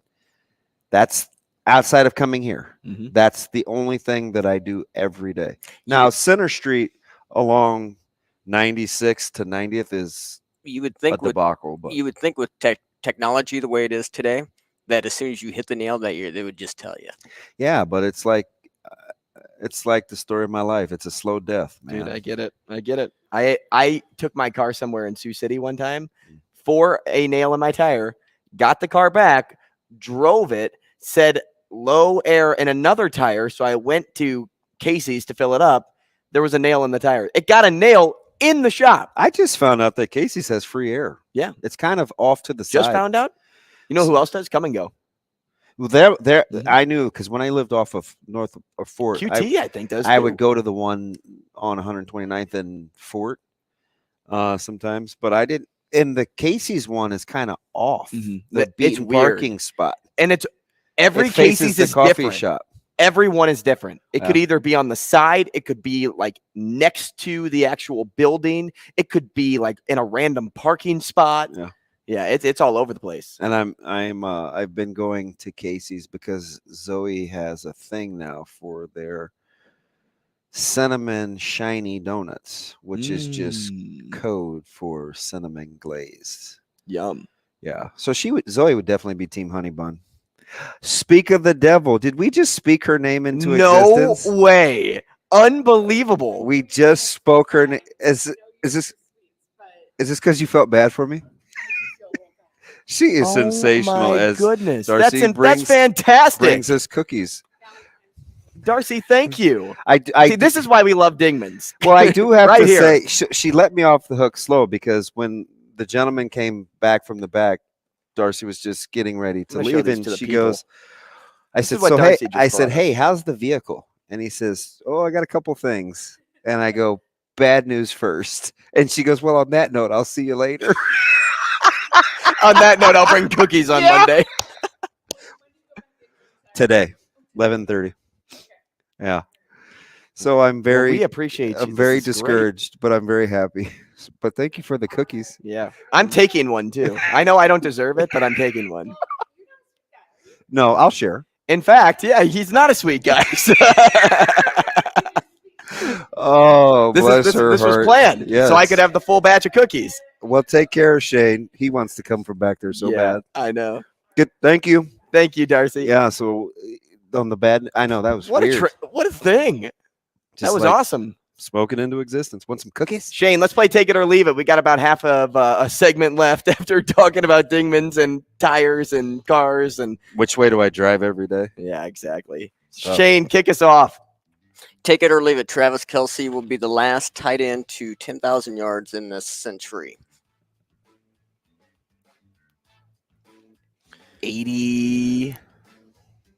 78 years left. I'll leave it. I'm gonna leave it because tight ends they kind of come from I'm anywhere. I'm gonna. And leave if it. you pair the right tight end, or if you just pair a really good tight end with a great quarterback, things like this can happen. I'll leave it. I'm gonna leave it. Take it or leave it. Creighton will be a 4 seed or better come March Madness. I feel like we had this like months ago, and we were like, "Ooh, it's got to be a 4 seed, right?" Because Creighton was like on that high. 4 seed or higher. I'll take it. I'll take it. I think in the most recent one, we're a 6, but that was before the UConn win. I'm lofty prediction. I think they run the table And win the Big East championship Yes. and become a 3? They'll be a 4 seed or better. I'm taking that, Shane. Okay. Take it or leave it. Creighton Did they will- won a game in which Kaluma didn't make a shot? Mm-hmm. Yeah, it was the ugliest game of basketball I've ever watched. I'm taking it. 4 seed or better. Take it or leave it. Dylan Raiola ends up at Nebraska. Ooh, no, you didn't. Had this conversation a lot last week. We talked to Mitch Sherman. We talked to Sam McEwen. A lot of people said yes. I will.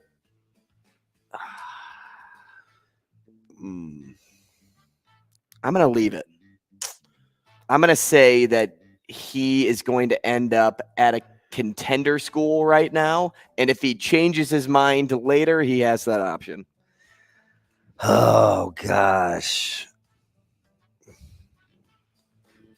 I don't feel great about it, but today I'm going to leave it. Ask me again in 3 weeks. Okay, Kevin Suits. Well, I do like Kevin. I do too. I love Kevin. Go ahead, Shaner. Take it or leave it. The Eagles will be back in the Super Bowl next year. I'll take that. I actually will take it too. I think they are well put together, and I don't think their division's as difficult as people think. I'm going to leave it. They got a great opportunity, like Have good to keep percentage of Jalen leaving Hurts it. healthy. The NFC East is on the come to begin with. I'm going to leave it. Take it or leave it. Patrick Mahomes will end his career with more Super Bowls than Tom Brady. Easy. Leave it. Tom has 6? 7, right? 7? Doesn't Brady have 7 Super Bowls? I'm leaving it regardless. Not a chance. I will also leave it. He has 6. Brady has 6. Yeah, I think that I forgot he Mahomes, has one more than the. Mahomes can get up there though. Like it's not going to be. I don't think he gets 6, but He still has 4 more to win. Right, but I could see him getting 4 or 5. I'm going to keep it at so. If I put the over under for Super Bowl wins for Patrick Mahomes at 3.5, you're taking the over At 4.5? Well, I 3.5. I would take the over. Huh?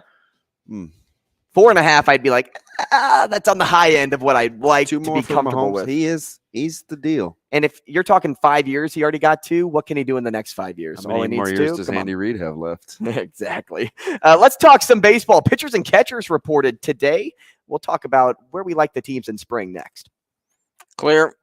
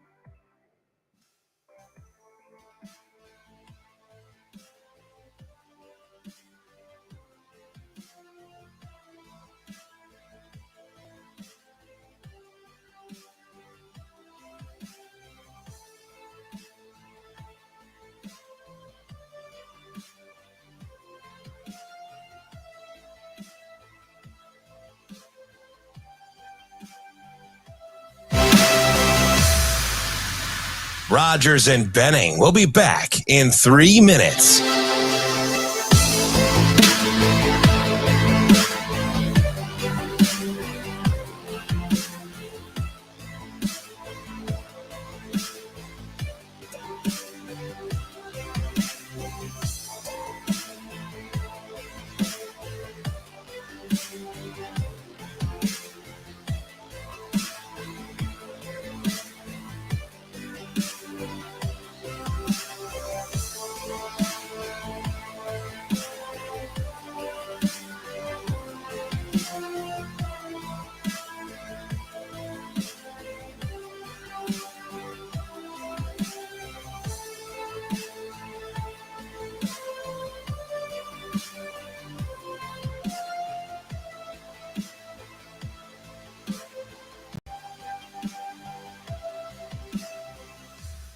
Rogers and Benning will be back in 2 minutes.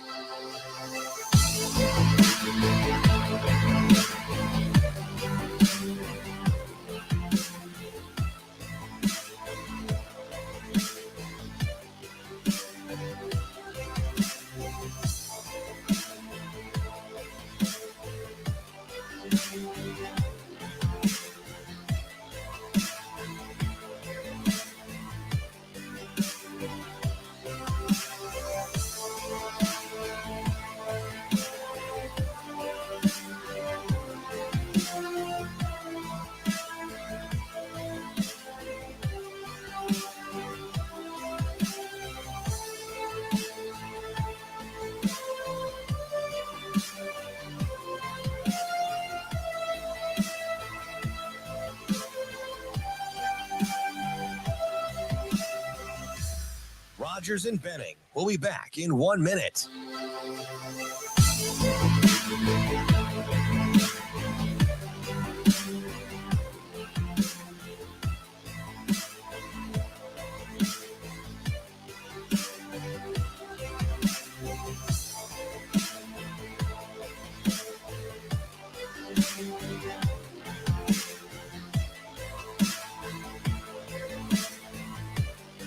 Rogers and Benning will be back in 30 seconds.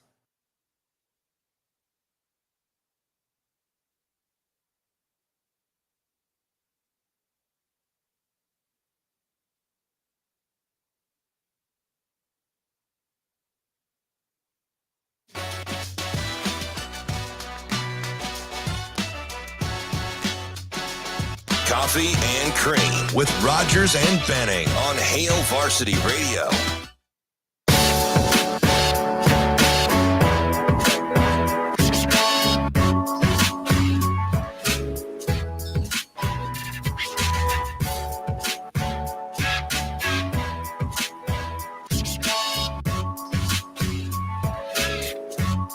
Hey, we are back on the show. Happy to have you with us for a full 3 hours here on Coffee and Cream in the Morning on Hail Varsity Radio, powered by Currency. We are live from the H&H Chevrolet stage at Hail Varsity Club, 590 ESPN Omaha, 1480 ESPN Lincoln. We're live on Twitter, and we're live on YouTube, and we are just enjoying the aftermath of Enjoy the dance. Super Bowl Sunday. But there's also a big transition that took place, and I kind of alluded to it at the back end of our talk with Cynthia Freeland. Pitchers and catchers reported today, and I kind of feel like it's gone under the radar. Like those that knew about it said something about it, but I think there's more people out there that didn't know that today was the day because it just kind of came abruptly. Right after the football season ended, it's like, bam, here we are. Even though when we talk NFL, it's kind of a all year round sport per se, right? Because you go straight from Super Bowl Sunday to the combine talk to the draft to, now we're looking at things in the summer and boom, the season's here. But when talking baseball, I don't know. I feel like it kind of flies under the radar a little bit, and especially locally. Right. So, I was reading an article over the weekend about some of the biggest question marks from every team going into spring training. And I thought maybe we take a quick gander at it, and then halfway through spring, we make our predictions, follow along with the storylines and see. And, one of the big things, we'll start in the AL East. There are a couple of big names to kind of pay attention to here, but the Orioles had a season last year that nobody predicted they would have. They didn't think that they were shaped up to be a team that goes to the playoffs. They've always been at the bottom of the barrel, and come to find out, they were in playoff contention for the majority of the season. And once we started to get later, it was like, wow, I could see a scenario where the Orioles are in, but then it kind of fell off. And so the magic, whatever the so-called pixie dust that was sprinkled on top of them, they just weren't able to fly just yet. But they did acquire Kyle Gibson and Cole Irvin, which aren't like names I get excited about. No. But it does add. Not like Reyes. And the Dodgers, on the other hand, add child. Alex Why are Reyes. you You're such a child. Stop giggling at my bad acquisitions. I'm not paying for a raggedy arm. Well, you did pay for a raggedy outfielder. It's all right. I'm not. I'll tell you what, though. Alex Reyes, he was a beast when healthy, but boy, can he not stay healthy? Like, that's his thing. He was one of the best prospects in baseball. I think at one point he was a top of the prospect list, like the MLB top 100, and was supposed to be a huge member of the Cardinals rotation, then gets hurt, ends up coming back, gets hurt again, becomes an all-star closer, gets hurt again. Then all of a sudden the Dodgers are like, hey, we'll take you. Are you checking out this guy? We'll take you. Shane, are you listening to this guy? How will you come to our team? Wow. Because I want to make DB sweat as much as when we had Kenley Jansen. Like, you want to come back? I used to like you. That was cool. About 5 minutes ago, that was fun. I remember those days. And we instantly went from the AL East to the NL West. Yeah, in a matter of all I mumbled was Reyes, and we get jokey jokes for minutes. That's okay. Somebody else I think is somebody people should watch is Yoshida over in Boston. Yeah, we talked about his signing. He was a big signing for them, but it's like a lot of times when you look at players that come over from Japan, it's like, will the game translate? It did for Shohei Ohtani, but is there another Shohei Ohtani, right? Because it's not like the NHL today where everybody has a Wayne Gretzky. It's like, no, it's Shohei Ohtani we're talking about here. Not just because when you take a guy over from a different league that they can't be something special, but it's almost like, hey, the wishful factor of, ooh, this guy, he shows a little glimpse of this cat in the league already. But you do pair him up with Rafael Devers, so why not, right? When you're talking about decent bats in the order.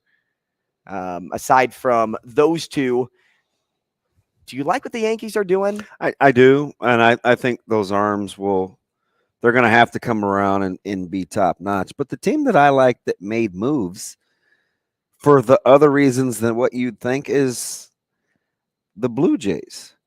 Because when you think... Did they do enough? Well, so here's the thing. You think offense, right? You think offense and they need quality starting arms. But they're so much better defensively now, especially in the outfield. Springer's going to move to right field. Varsho is a top defensive prospect. And you get Kiermaier, who's arguably one of the best defensive outfielders in elite defense in baseball. So now all of a sudden they look like, hey, they look versatile, like the Twins defensively in the outfield, right? Hopefully the Twins can stay healthy this year. So I kind of like what they've done defensively. Now they need a stopper. Like who's the frontline guy that when you trot him out there can match up against everybody else's number one? They kind of piecemeal this thing together with their staff, but I like what the Blue Jays have done surprisingly on the defensive side of what they want to do with that lineup. Looking at the AL Central, and I think Varsho, they can pick it in the outfield. Yes. And now Springer gets to play right field. That is true. We'll probably keep this with AL today. Maybe we'll go NL tomorrow. But looking at the White Sox, that's a team that I think everybody's like, because even last year it was, hey, the White Sox are like my favorite to come out of the AL Central. and it just never like got put together. And, with Liam Hendricks having what he's dealing with right now, you have Clevenger who you sign, and then all of a sudden he has domestic violence baggage following him now. And so the starter they got is now like they're back at square one, right? Are the White Sox a team that can put it all together? They're a young team, but I think you're setting me up. I do. You think they can put it all together? You haven't worked with me long enough to know that one team that I constantly always question is the Chicago White Sox. Because it's just something about them. Every year for 4 years, I keep hearing that this is the year. And I know, listen, won their division. I'm not poo-pooing the regular season accomplishments. I'm not. But last year, as La Russa was the butt of all the jokes and this, that, and the other, and when's he going to be out of there? And they had a hard time staying healthy, especially early. But the team that I like, shame on me, and Brian Christopherson is going to laugh. And I'm sorry, Mike Schaefer, because it's not, the Detroit Guardians. Tigers. The Guardians. It's not the Detroit Tigers. Oh, they should have had a better year. The Tigers should have had a better year last year than they did. That was my team that was on the come. I'm telling you. You can poo-poo that division all you want. And I think for 2 years in a row, when we do our predictions after spring training, I'll give you the most the wins above the predictions and wins below. Like we'll do each of the divisions. Oh, absolutely. I've been pretty good at that. Have you? Yes. Nick Maton. So the last 2 years, I stayed in the same division because I know it the best. But I took wins 2 years ago with the Giants when they had an unbelievable year, and I think it was like 62.5. And last year I took the D-backs, and I think they were at 56. What'd you call me? Oh, you said D-backs. But I'm going with the Twins. Hey, I like what they've been able to do. Michael Taylor. I know you're shrugging, right? But you got Michael Taylor coming over, who's going to help. Gallo's a good defensive right fielder. Hopefully he'll strike out a ton. Hopefully he can hit the ball at some point. But he won't have. There's not a ton of pressure in Minnesota. No, and Maeda's coming back. Yeah, Kenta's good too. So I kind of like. And they have Alex Kirilloff. Yes. He's a good prospect. Yeah, I kind of like. Polanco's low-key fire. Buxton goes along with Kepler. Mm-hmm. I kind of like what the Twins have done. Again, front line. Who's my hammer? I kind of like the local team too. Oh, I think they have a lot of question marks, but the new staff, all they have to do is come in and fix the Royals' pitching problems. I have a question. Hit it. What are they going to do with Salvi? You got to keep moving with him. Like you ride. Where's he been in the Where's he been in the off season? I know. I mean, like I said, he tripped over his luggage, man. It's cool. He said, "I know. I don't know. We get a healthy Trout in Los Angeles to play with. I hope so. That's my guy. Can I ask you about one other thing real quick? Because I know we're not going to do the NL today. Were you like, where is all this money coming from when the Padres re-upped on you, Darvish? Yep. It's amazing, dude. When you don't have a salary cap in baseball, all of a sudden, $300 million payroll and just be eating that luxury tax. Yep. Not really a luxury tax. Have the owner be like, I'll give you the threshold, or you'll just keep paying other teams in the league. Correct. Correct. Hey, well, the team's like, spin your brains out. How much is that? Another 5-6 mil in the coffers? Yeah, we'll take it. Mm-hmm. But how, like, was it 108? What was the number for you? It was 108, something like that. It was insane. And Darvish isn't young. Like, let's remember that. He's 36 years old, and he got a 6-year extension worth 108, maybe. Oh goodness, you're gonna make me watch a video here. No, I'm not, because I think we should be able to just pull it up. But I thought I saw 108, and it may be backloaded. Baseball contracts. 108. You're right. Why would I even doubt you though? I mean, you're always on top of your numbers. I don't know why I remember that. But anyway, I'm just thinking, how? So then I wanted to read the contract because I'm like, they're going to sign him through his 40s. It's got to be backloaded, doesn't it? Yeah. And we can dig it up. We can find that information. They just keep spending money. They're ready to win. They're ready to win. And they're not afraid to spend to win. Yeah, well, we should do some predictions on where Tatis Jr. ends up. St. Louis. Do you want him? Yeah. Oh, God, yeah. You kidding me? Give me Mr. Steroids. I don't care. Yeah. guy is a stud. Hey, we have lots more to get to tomorrow, but thanks for joining us today for these 3 hours. We will see you then.